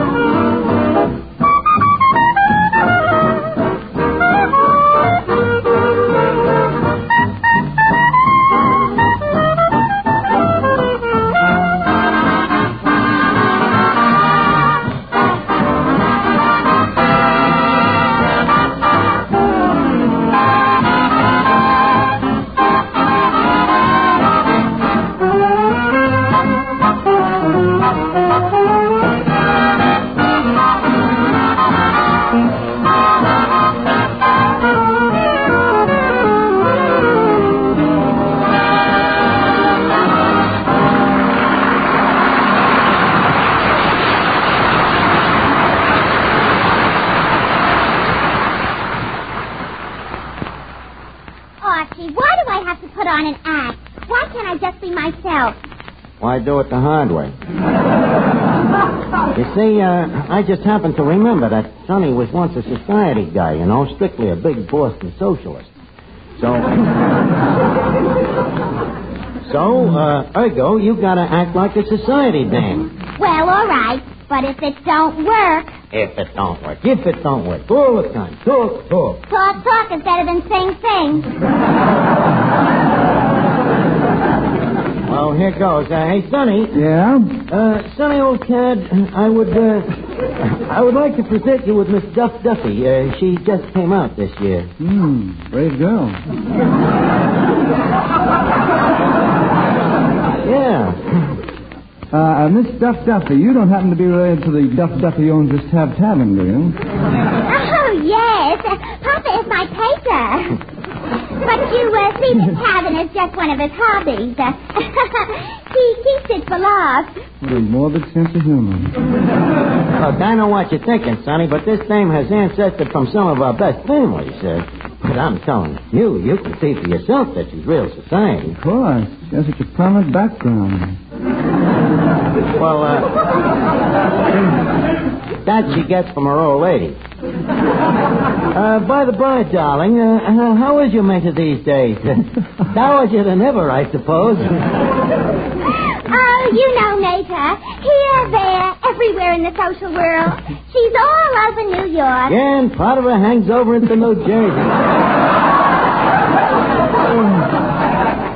Archie, stop insulting Mama and get to the point. Oh, yeah. Say, incidentally, Sonny, Miss Duffy's sorority is giving a dance.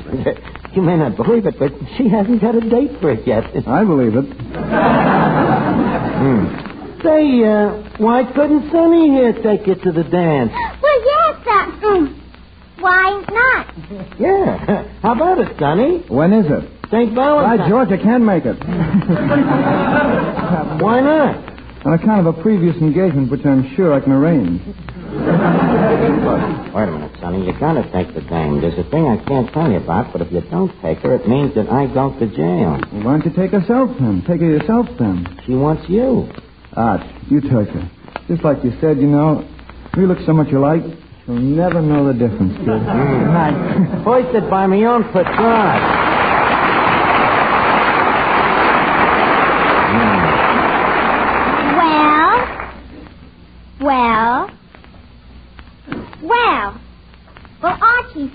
nobody's going to take me to the dance.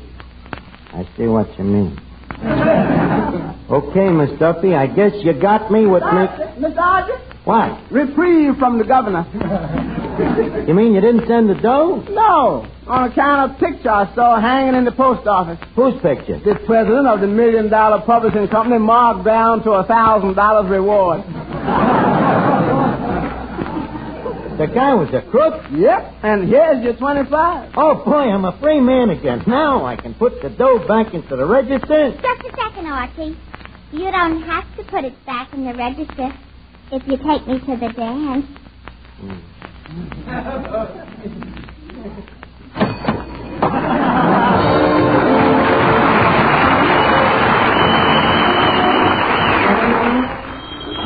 Duffy's Tavern. Hello, Duffy. Yeah, that's right. Next week, Betty Hutton.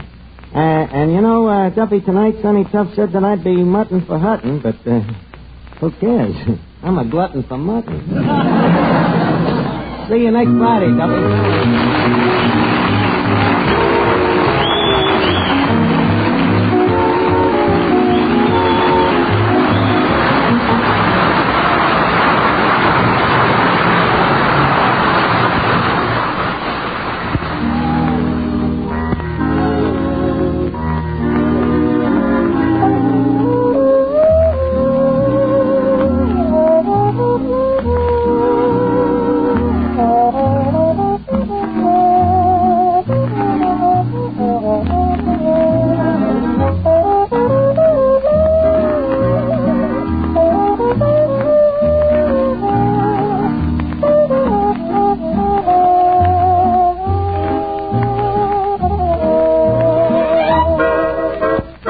This is the Armed Forces Radio Service.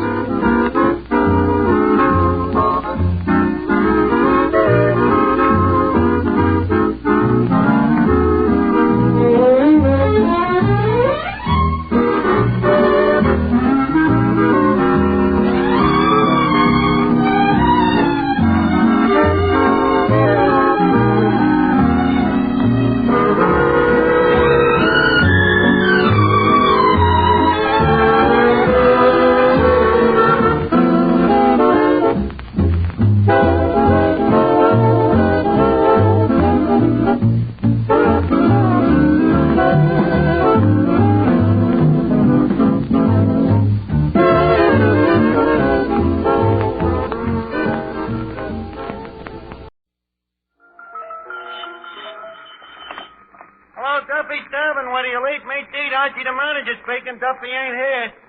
Oh, hello, Duffy. Beautiful night, huh? Yeah, I hardly feel like moving. Yes. Wasn't it delightful today? Yeah. Yeah, old Sal sure felt great.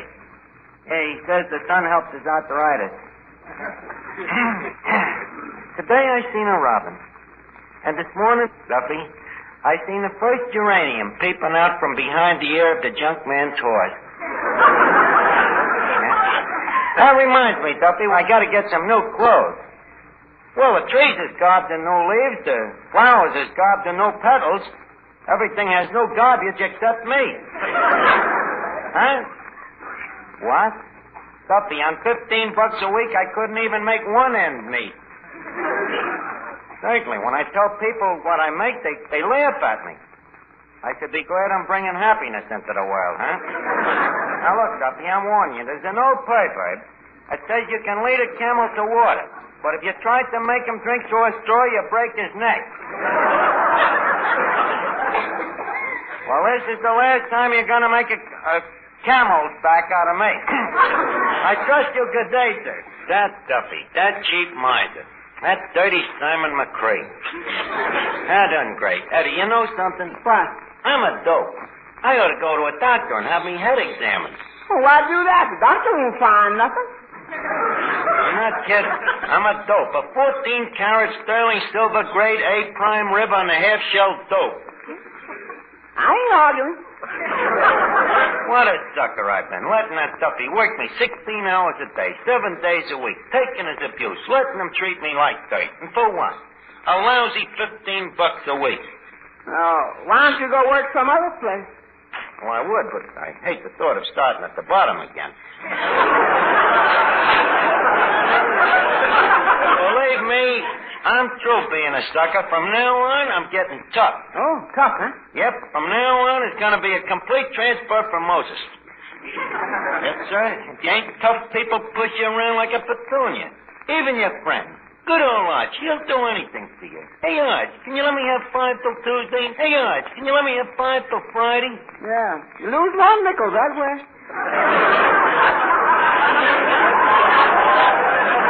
Yeah, but they ain't gonna push me around no more, Eddie. Duffy or nobody. From now on, you're talking to a revolting man. Hello? So it's you, huh? Now listen, Duffy, from now on I ain't worrying no more about yours truly.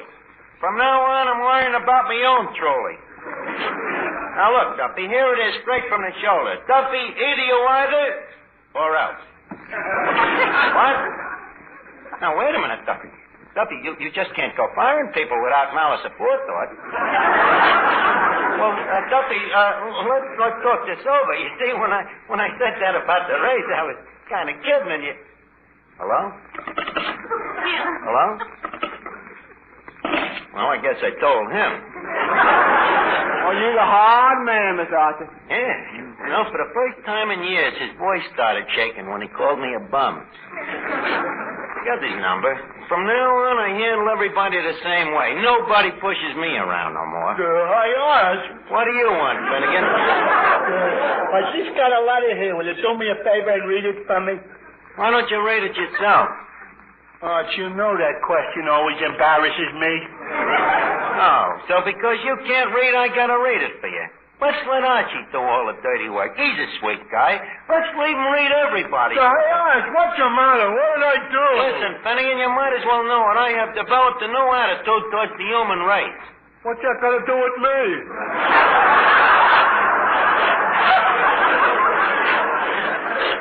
Your point is well taken. But I can't make no exceptions. I'm through being took advantage of without getting nothing out of it for myself. But Arch, I just wanted just to read a letter. Just read a letter, huh? Did it ever occur to you, my good Finnegan, that it cost money for me to be learned the education to which I read this letter by? Do you know how much it cost me, old man, to keep me in school? How much? Add it up for yourself. 10 busted windows, 2 stuffed up sinks, a new set of teeth for the principal. Education costs money, and I think I'm entitled to cash in on my knowledge. Well, Arch, I'm willing to be fair. How much do you want for reading the letter? After all, would you walk into Einstein and say, Professor Einstein, could I please have a free relativity? Okay, Arch, okay, I'll pay you. How much you think it's worth? Well, I don't think it would be overcharging you if I said a quarter. Miss Archer, now I know you're going to turn tough, but you ain't actually going to charge me. Why not? Should he have free access to me brains? What is this, information, please? Sounds more like it pays to be ignorant.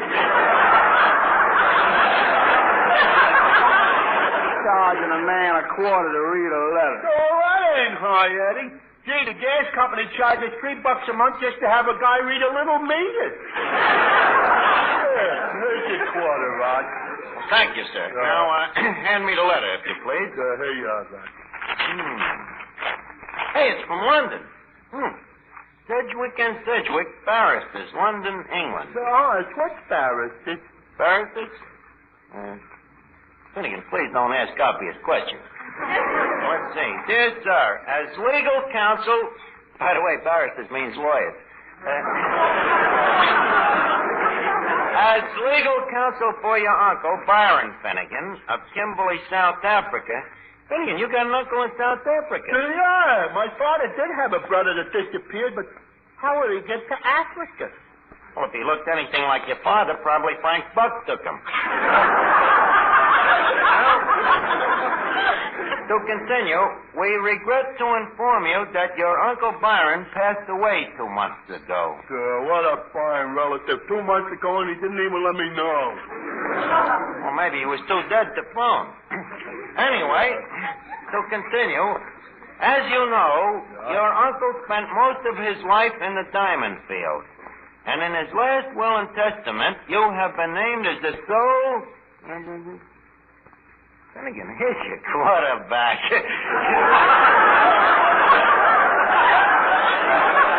I was only kidding.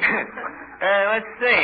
In his last will and testament, you have been named as the sole heir to your uncle's estate, which consists of his highly prized gems from the diamond country, which will arrive in New York very shortly. Holy cat, gems from the diamond country. Finnegan, your uncle has left you all of his diamonds. Daddy, did you hear? Finnegan is a millionaire. Congratulations, Mr. Finnegan. Yeah, Finnegan, congratulations. Oh, boy, a millionaire. Well, fellas, there's only one thing I can say. What? It couldn't have happened to a nicer guy.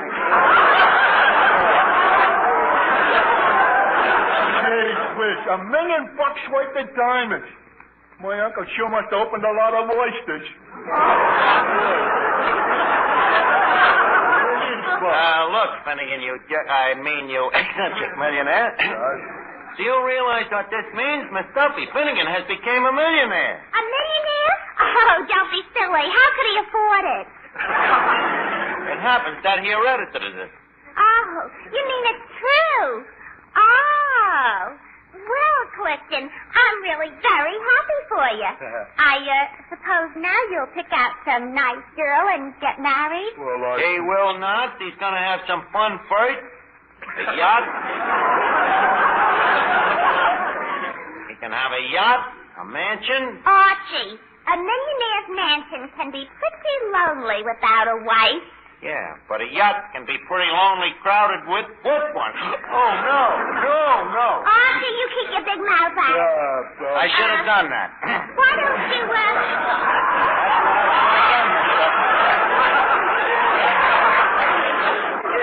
Well, you do it. Now, why don't you speak for yourself, Clifton? Yeah. Wouldn't you like a wife? Well, bud. You see, he wants to be a playboy. Look, Miss Duffy, the guy's got $1 million. The world is a garden of beautiful dames. Even graze a little. Okay, let him be a playboy. Let him run around with chorus girls. But in a year, I'll mark your words if he'll have a nickel left. And what is your solution, Mrs. Anthony? Well, if he married some nice, decent girl like, You? Why not?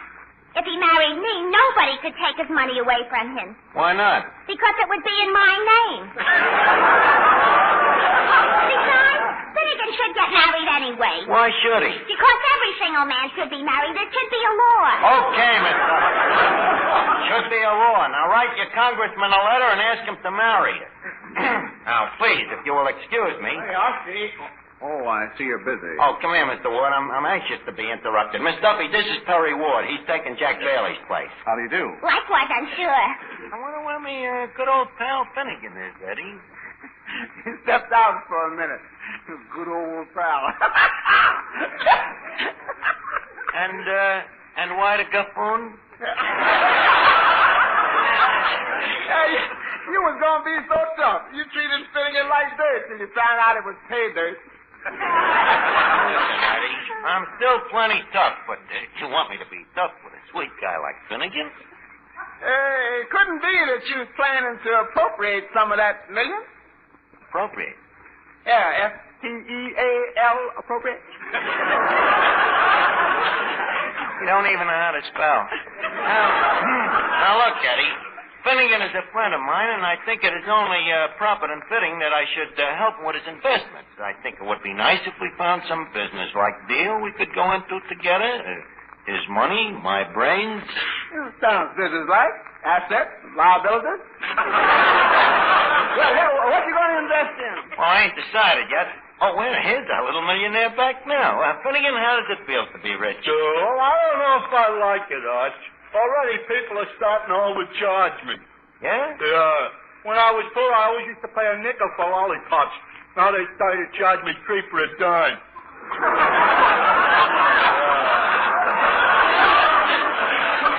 Making an all-day sucker out of you, huh? Good evening, boys. Say, Archie, is it true what they're saying about Finnegan? Yep, that's right, Officer Clancy. Finnegan's a millionaire. Well, rid me of measles and call me Dick Tracy. Yep. He's filthy with lucre. Yeah. Looks like I'm going to have more money than Frank. That you had when you was broke. But I'm glad to hear about your good luck, Finnegan. Have you told your dear parents yet? No, I'm going to surprise them when the diamonds come. Hey, Arch, when do you think I'll get them? Be patient, Finnegan. They're coming all the way from South Africa. You know, that's way down on the hem of the spear.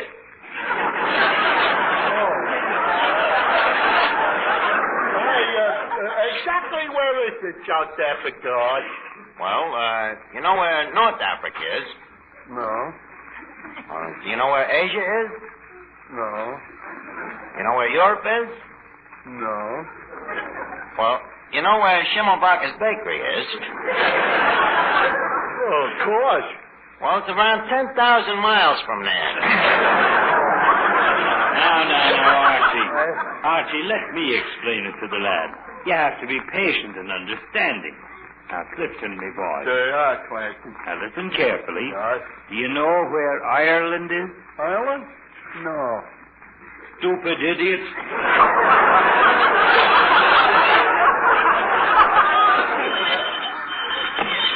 Hello? Who's this? Finnegan's mother? Oh, hello, Mrs. Finnegan. Yeah, he's here. Well, you better give me the message. The telephone scares him. Huh? What? Okay. Finnegan, the diamonds, they're here. Oh, boy. Just got a card that there's a package for you at the post office. Oh, boy, I'll go right down and get it. Now, wait, Finnegan. You won't make it. The post office closes in 10 minutes. Wait a minute. Sergeant Maloney's next door and left his pool room and his squad car's parked outside. I could borrow it. But what if the sergeant comes down? Oh, he won't. He's arresting a bookie, and he always stays to place a few bets. Well, go on, Notch. Finnegan, come back here. Only cops can ride in that car. Oh. Well, there he goes. Boy, it's lucky he was here. Well, Finnegan, in a couple of minutes, we're finally going to see them gems from the diamond country. Boy, I can hardly wait. Well. Good evening. Good evening, gentlemen. Oh, it's you again, huh, Sir Heathcliff? None other. Well, Archie, as the man said when he sold the bed to Sir Galahad, isn't this a beautiful spring night? Look, Sir Heathcliff, but I'm sorry, but tonight I haven't quite got the patience to think of a charming way to tell you that joke stinks. I suppose you came for your dough as per your contract we are stuck with? That's right. 1 week's salary. $10. There you are. Would you like me to do my act tonight? No, thank you very much. Yeah, but it seems silly for me not to entertain as long as you're paying me the money. Well, frankly, we like to think of it as hush money. We'll see you next week. Huh? Right-ho. Oh, I say, Mr. Finnegan, may I offer you my congratulations? I understand you've inherited $1 million. Yeah, I have. That's wonderful. Well, every little bit helps. Yes, well, it does. Yeah. Now, I was just thinking, as a diamond millionaire, you will be mixing with the aristocracy. Perhaps I could serve you in the capacity of a social counselor. Now, just a second, Sir Heathcliff, but I happen to be looking after the said same. You? A social counselor? Oh, preposterous. Oh, yeah? Preposterous is as preposterous does. You happen to be talking to a man to whom correct social procedure comes as easy as shooting pool. Archie, what do you know of the social graces? How would you manage the hundreds of little niceties? That's easy. Dames is my meat. Well, what would you do if by some chance Mr. Finnegan were presented at court? Oh, I'd bail him out? I mean the courtesan James. Could you tell him how to address the king? Certainly, Your Majesty. And the queen? Your Majesty. And the same greeting for both. No, to the queen you tip your hat. Now, Sir Heathcliff, there is one thing I would like to ask you. What? What does a high-class Englishman say when he leaves a place? Why, he bows and says, "Gentlemen, I bid you good day." And good day to you, Sir Heathcliff. Now blow. Imagine, Finnegan, the crudity of that guy. Trying to chisel in on you when he knows I seen you first. Hey, Art, shouldn't Clancy be back with the diamond? Not yet, Finnegan. Say, Eddie, look, how about getting Mr. Finnegan something to eat while we're waiting? Okay. Just something light. You know, these millionaires got delicate stomachs. What would you like, CF? Well, how about a hamburger? I don't know if you want to eat our hamburger. Why not? Well, you're a millionaire, and someday you'll have horses of your own. Horse? I must say your help is getting rather impertinent. Don't worry, Finnegan. Maybe someday you'll have a restaurant of your own and... Wait a minute. A restaurant of your own. Well, what's on your mind, Arch? Leave me coagulate a minute. Certainly. With your dough, we could open up a joint that'd run that cheap Duffy right out of business. What do you say, Finnegan? Sounds good, old man, but could you give me a day or two to mull it over? By all means, CF, mull it in your head. But don't delay too long. This deal may slip through your fingers. True, but a man in my position has to be cautious. So I didn't become a millionaire overnight by rushing into wildcat schemes. Well, naturally, CF, I don't expect you to take a poke at a pig. So, I'll tell you what. I'll go into the back room and draw up a preliminary prospectus of the project and present it for your perusal. Oh, well, that's perfect. In the meantime, I'll be at that table playing tic-tac-toe. Okay, see you later. Say, Eddie, Mr. Finnegan's really in his glory. That man is really jumping. Seems like a nice fella. Hope all that money doesn't go to his head. Well, if it does, it'll be pioneering. $1 million. Eddie, you're not envying him, are you? Why, money isn't everything. Oh, no? No, $1 million couldn't stop you from getting a cold. Well, I wouldn't mind going around sneezing if I had 12 butlers staying till midnight.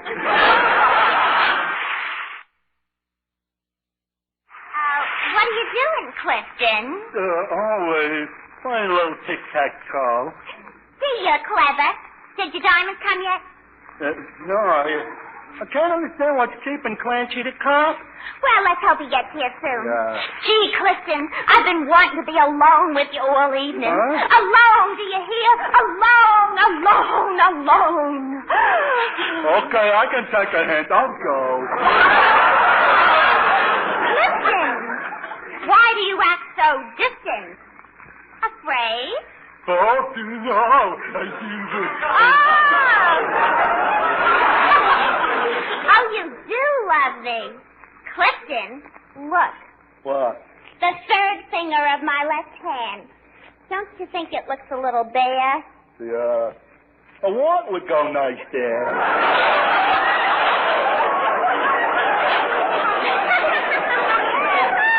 Finnegan, you're cute. Yeah. You know, you have possibilities. Now that I look at you close, you know something? Your face has features. Miss Duffy, are you being sincere? Why, Clifton, whatever do you mean? Well, it's very funny that last week when I didn't have no money, I also didn't have no features. Oh, you silly boy. As if I cared about your money. It's not your money I want. It's you. Do you understand, Finnegan? You. Duffy, what's going on here? I just can't help it. I love him. Look, he may be your lovebird, but he's my pigeon. Please, back to the cash register. You know, you better watch out, Finnegan. This is the kind of stuff that can ruin you. Tonight, I'm a ruined man. Why? I like it. I know, but the Primrose life don't mix with business, Finnegan. Now, I got the plans here for the restaurant. And what a layout, see? In front, we'll have a big sign with our names on it. Archie's in. Yeah, Archie's in? Where's my name? It's there. The I-N-N is right out of the middle of Finnegan. Oh! Yeah, thanks. Yeah, now here's the floor plan. You see, the place will be shaped like a round rectangle. And the inside will really be modern. Photo-eugenic eye cells on the doors, chromium cuspidors, at each table, of course, an individual flip gun, And right here in the entrance is the big piece of resistance, see? My own idea. 2 shiny wheelbarrows. A new and humane way of ejaculating drunks. A blue one, of course, for the men, and a pink one for the dames. Oh, boy, what class. Yep, that's it, Finnegan, class. And on the floor, there will be a thick plush carpet covered with a half an inch of genuine teakwood sawdust. Indirect lights. Concealed mouse holes.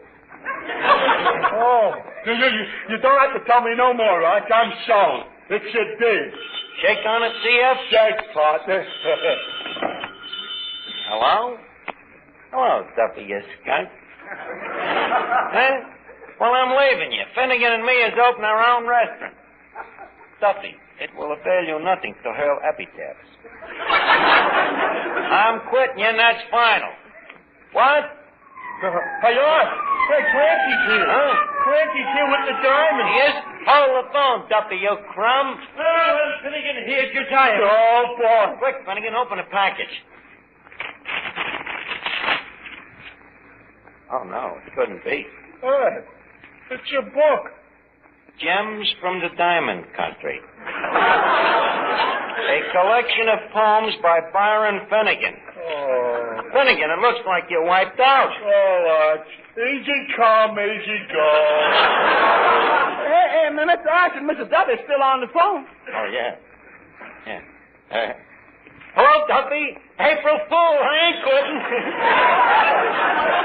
Yeah, that was just an April Fool's joke. Well, me watch is slow. Now, look, Duffy, please. Please, Duffy, give me one more chance. Duffy, please. I promise I'll never leave you again. Oh, please, will you? You will? Oh, gee, Duffy, thanks. Thanks very much, Mr. Duffy. What happened? I'm back to work. Eddie, you see what I mean? You gotta be tough or you get pushed around. We take you now to Duffy's Tavern.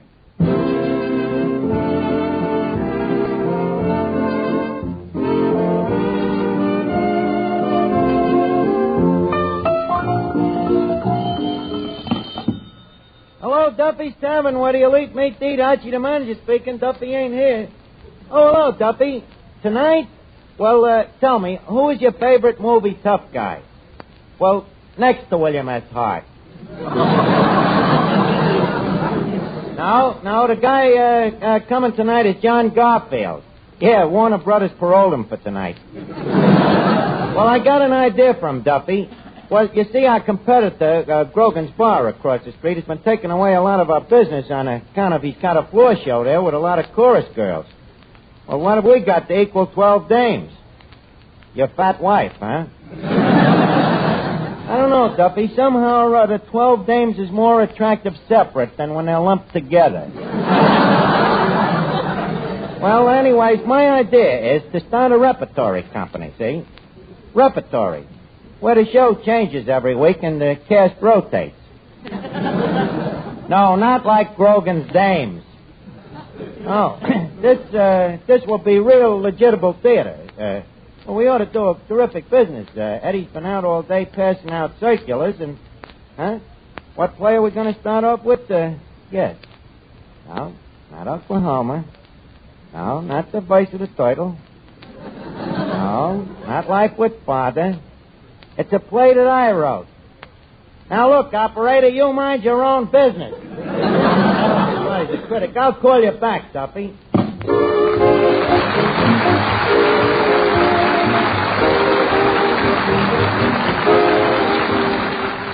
So come in and meet Finnegan, Eddie the waiter, Miss Duffy, Sir Heathcliff Batterswick, Matty Melnick and his orchestra. Our special guest tonight, John Garfield, and Archie himself, Ed Gardner.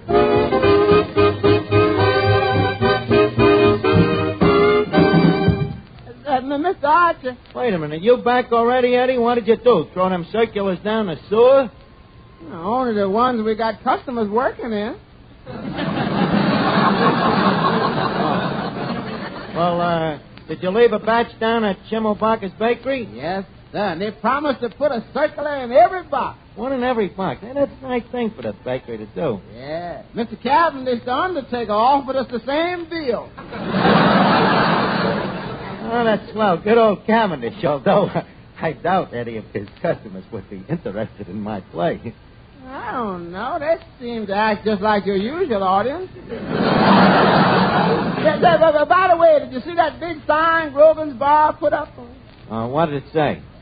Tonight, new burlesque policy. Opening of new season. Teachers of the tour, guests of honor will throw out the first bump. And boys, the crowd flocking in. Well, wait until my repertory company opens. I'll prove to Mr. Grogan that a floor show can rake it in without having to take it off. Well, that burlesque is pretty popular. Oh, I don't know. As I remember, I found my first burlesque show pretty dull.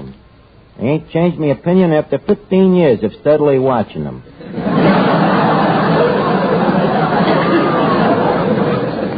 So leave Grogan do what he wants. How he runs his business don't interest me. Hi, Art. I've just been over spying on Grogan's like you told me. Oh, yeah, huh, Finnegan? Was there much of a crowd over there? I couldn't see. There was too many people in the way. Well, never mind the crowd. Tell me, how was the show? Oh, pretty good, Art. But it didn't have enough variety. What do you mean? Well, they had 5 striptease acts. There was 5 striptease acts, and every one of them was a day. Well, that's probably on account of the manpower shortage. How about the costumes, the dames' costumes? Was they any good? There was nothing to them. Oh, I felt so sorry for them poor girls. I was one of them. One of them was so cold, she just stood there in the middle of the floor and shivered all over. Well, I think it's a horrible thing. It's a disgrace. The whole show ought to be pinched. Some of the customers were sure trying, huh? Well, wait till our repertory company opens. Mr. Grogan is going to discover that the public values quality above nudity. Find out that we have a better mousetrap right here in Duffy's Tavern. Hello, Archie, my sweet. My sweet. Why so confectionery, Miss Duffy?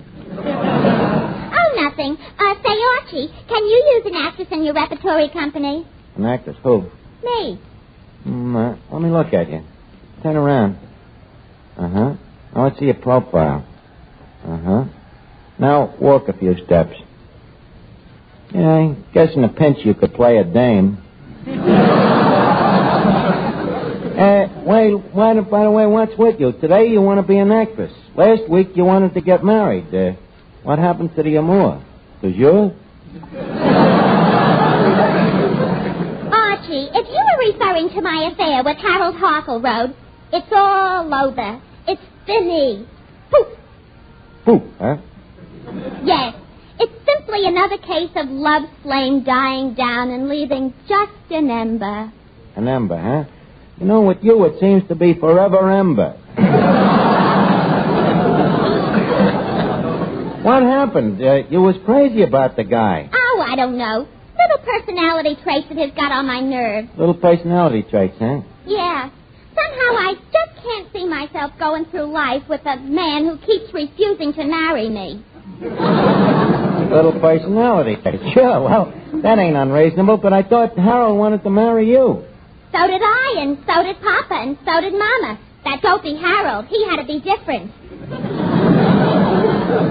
Oh, so you're back in circulation again, huh? Maybe you're being a little too choosy. That's not true. I ask for very little. All I want is a man who'll look up to me and think I'm attractive. Well, I'll see if I can find you a crazy midget.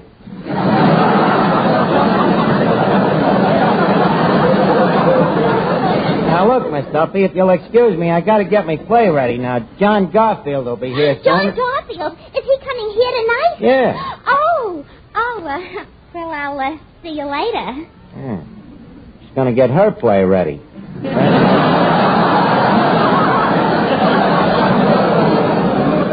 Brother, what a dame. Hello, Archie. What's up? Oh, hello, Sir Heathcliff. Well, I'm putting on a play tonight. A play?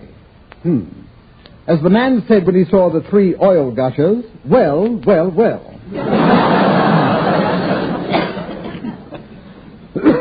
Archie, may I put my dramatic talent at your disposal? Thank you. I'll be glad to dispose of it. In other words, Heathcliff, I cheerfully reject your offer. I can't understand you, Archie. As Betty Grable said to her garter, you should snap at this.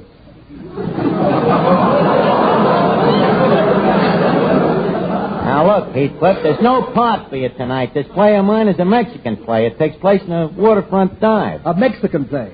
By Jove, I could play a native. You, a native? Yes, with dialect, of course. Thus, hello, Jose. I say, let's have a blooming tortilla.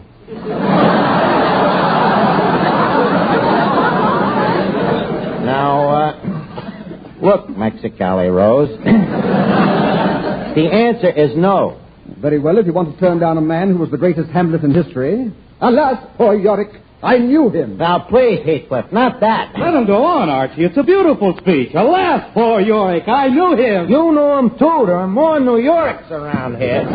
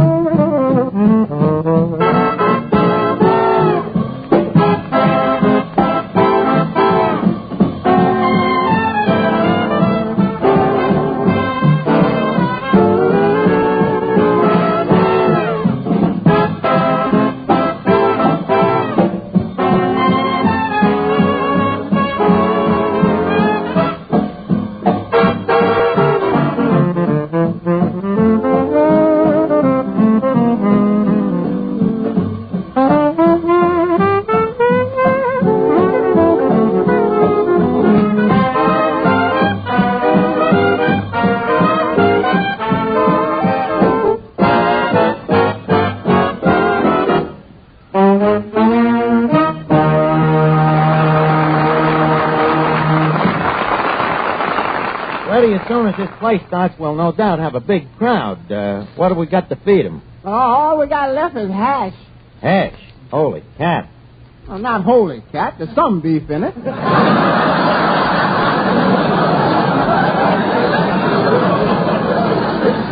Now, Eddie, that's the kind of stuff that's going to give Duffy's Tavern a bad name. Pardon me, Bud. Is this Duffy's Tavern? What does it look like? Like Duffy's Tavern? That's a nasty thing to say. Hey, wait a minute. It's John Garfield.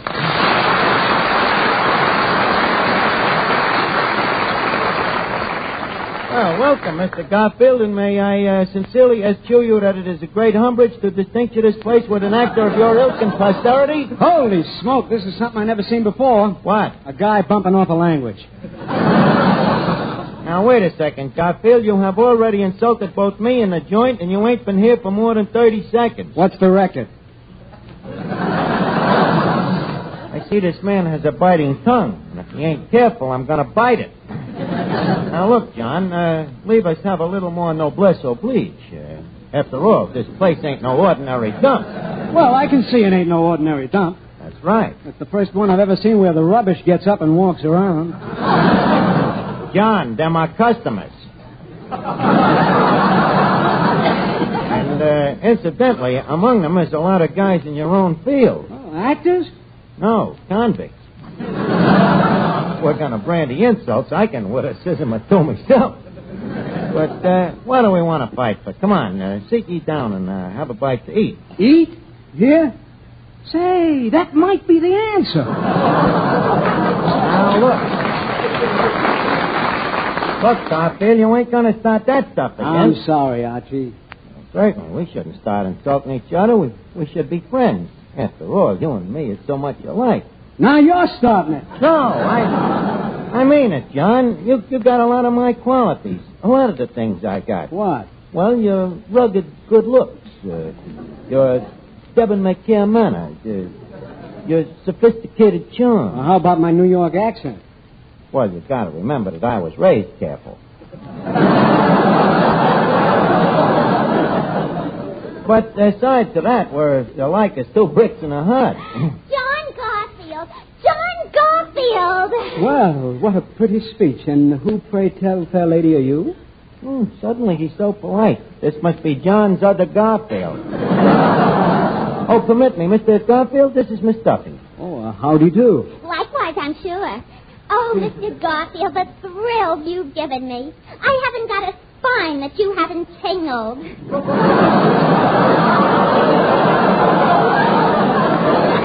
Oh, Mr. Garfield, you're absolutely wonderful. Well, this girl makes sense. Go ahead, sugar. Did you see me in Destination Tokyo? Great, huh? Destination Tokyo? Wasn't Cary Grant in that? Cary Grant? Well, it's hard to remember every guy in a picture. Anyways, how'd you like me playing a sailor? Oh, you were wonderful. I remember how you stood beside Cary Grant in the submarine. Oh, Cary looked so big and strong and handsome. Yes, I'll never forget how his beautiful eyelashes quivered when he turned his wonderful profile and he gave you an order. You were wonderful. I didn't see the picture myself, but you sound great. Thanks. Oh, this is such a thrill meeting you, Mr. Garfield. It's almost too exciting. The blood just rushes to my head. The blood rushes to your head, huh? Yes. What's the attraction? Oh, you're so cute. Archie, couldn't you just eat him up? No, thanks. I just had a big supper. Miss Duffy, you better get back to the cash register. The loose change needs tightening.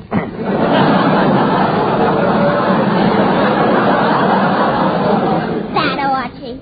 Well, I'll see you later, Mr. Garfield, in the play. Play? Archie, what play is she talking about? Well, it seems there's a play we're putting on here tonight. Who wrote it? Certain very brilliant and talented young chap. You, huh? You notice the resemblance? Yes, John, among the other talents, I also number the art of drama surgery. I've heard about your plays. Do you write the way you talk? Even better. This latest play is really great. It's life in the raw. Hi, buddy. You John Garfield? Yeah. I got you, rat.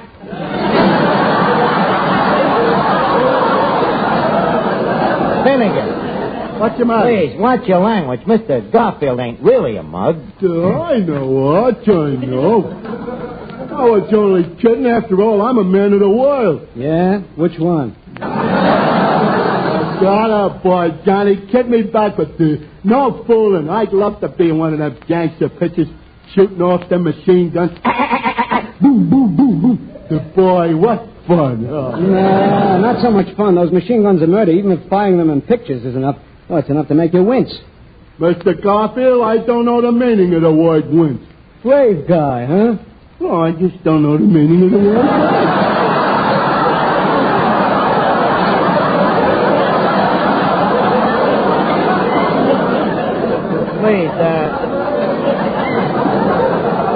Please us change the conversation to a subject. Now, John, about this play tonight, this circular here explains everything. Yeah, well, let me see. Tonight, world premiere of Duffy's Repertory Theater. That's theater. Not when it's spelled with a Y. Let's see. Tonight's special attraction will be the famous movie actor, Mr. John... Hey, where did you get the effrontery? I copied it off a poster. Yep, this'll be a great break for you, John. Now, look, you barroom Belasco. Just a second.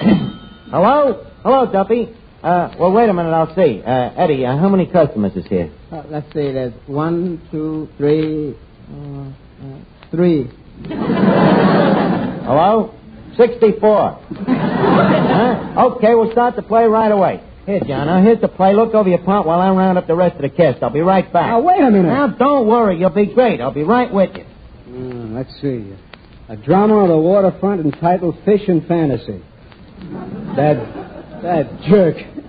Yeah, I got an idea who you mean, Mr. Garfield, but don't get upset. Well, where does that Archie get his gall? Oh, Mr. Archie ain't bad. He got nerve and brass and gall and, yep. Well, the answer is you're going to act in this play. Did you read it, Eddie? Uh-huh. How is it? Well, I'll tell you. It's a funny thing about Mr. Archie's plays. They look pretty bad at first, but when you get halfway through them, you realize they're worse than you thought. Then if you grit your teeth and keep going, when you come to the last line, brother, what a grand and glorious feeling. How do I get into these things? I think Warner Brothers must have made me stir crazy.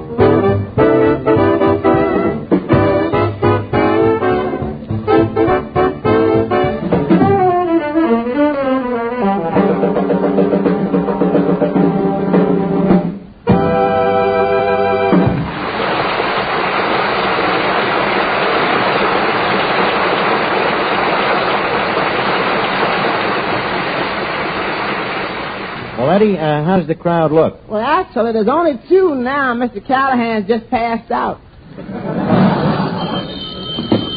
Hello, Duffy. Huh? 123 people. Yeah, hey, fellas, whoop it up a bit like a mob. Okay. Finnegan, hit the register. Lady Mendel, what are you doing here? Happy New Year! You hear that, Duffy? Great, huh? I told you. Okay, we're starting the play. That's enough, Finnegan. Boy, what a business I was doing. Well, now you've done enough business. You can retire. Okay, now leave us start the play. Trumpets, please. Thank you. Finnegan, will you stop it? Ladies and gentlemen, tonight we present Fish and Fantasy, wrote by my esteemed self and starring John Garfield.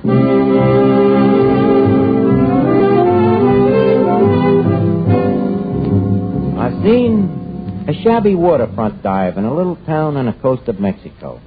Here, fishermen come to sit around drinking their fiery tequila. And through the place comes the scent of the trade winds, filling the air with the feeling of mystery, passion, murder, evil, and the constant smell of fish.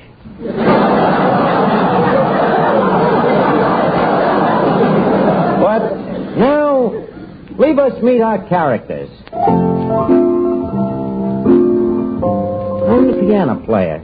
Fingers, they call me. Once, I was a famous concerto. But now, I sit here and play the piano for a few paltry peons a week. Yes, I just sit here and play and watch men come and go with their foibles and picadillos and whatever other fish they have caught. I am Fandango, the gorgeous hostess. I'm beautiful, with lips like ripe red pomegranates, and raven hair and flashing eyes like 2 black jelly beans. Men love me madly. They beg for my love, but I just smile and say, "Si, senor." I am Pierre, a prosperous Mexican fisherman. I love the girl Fandango. She are the sweetheart of I who love him madly. She know? Hey, Archie. Yeah. This place, she stinks. Stink to the street. Hello, Fingers. Oh, hiya, Fandango. Match. Catch. Oh, missed. Butterfingers. What's the matter? You, act nervous, Fandango. What's on your mind? I don't know. I'm thinking of America. You know, Fingers, I'm beginning to miss the States. Yeah? Funny. With me, it's the cities.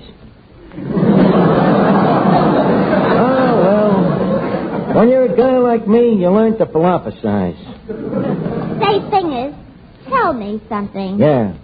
You sit there at the piano all day and all night. What do you think about? I often wonder. Yes, Fandango, there's a comfort in philosophy. Where do you come from, Fingers? Who are you? Please, Fandango, I'd rather you didn't ask that. It's best to bury sleeping dogs. Tell me, Fingers. It'll be our secret. Well, sir, once I gave concerts all over the world. Vienna, Budapest.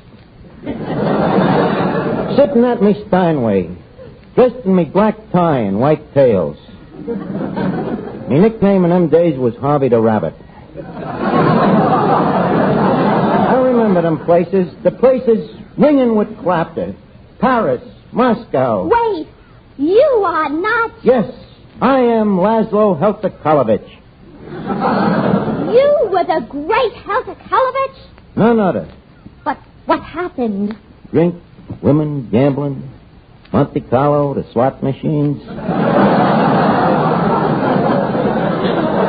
Now, here I am, a member of the Dregs. Was there a girl? I'd rather not speak of her. It wasn't meant to be. She hurt you. It wasn't her fault. She was royalty. I have pheasant blood.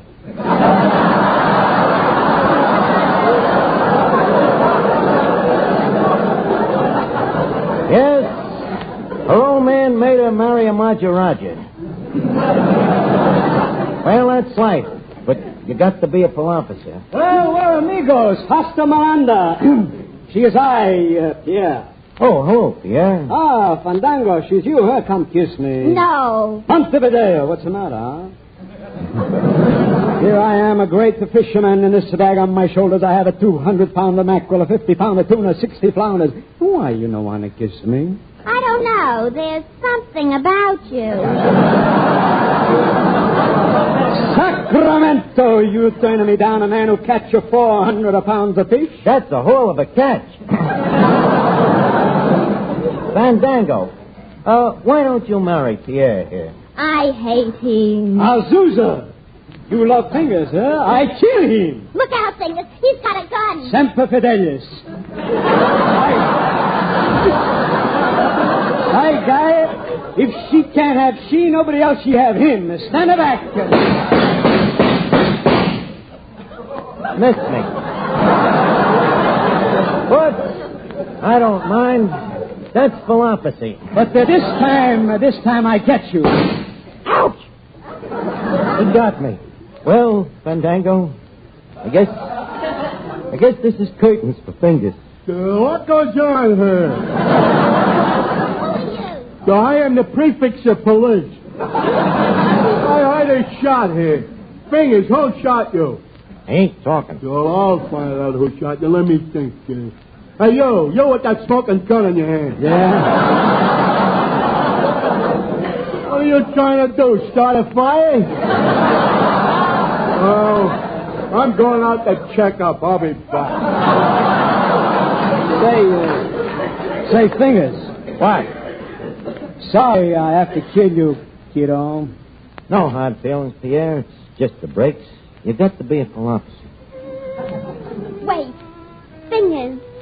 Before you go, there's something I've got to tell you. What? I am her daughter. You? Boyta's daughter? You, the daughter of the woman I love? Yes. My real name is Mercedes de Monticello Schmulhausen. Oh, this is too much. Wait, just a second. Let me look at your arm. Here. Eat good cat. The Monticello Schmulhausen vaccination. So you are Bertha's daughter. Yes. The daughter of Bertha de Monticello Schmulhausen meets and loves the great concerto, Laszlo Heltakalovich in Mexico, just as he is dying. Yes. What a small world. Well, heavens to Betsy, I guess you got to be a full officer.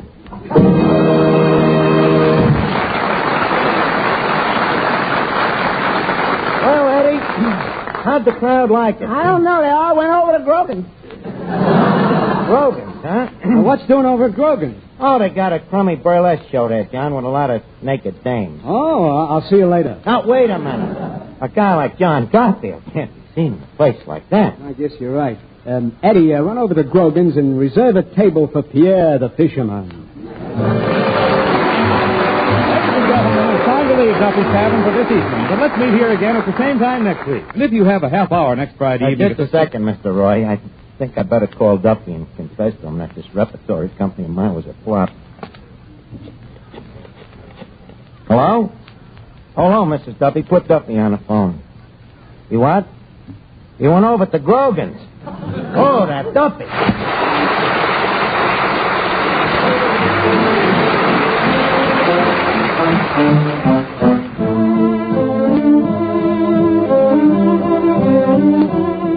This is the Armed Forces Radio Service.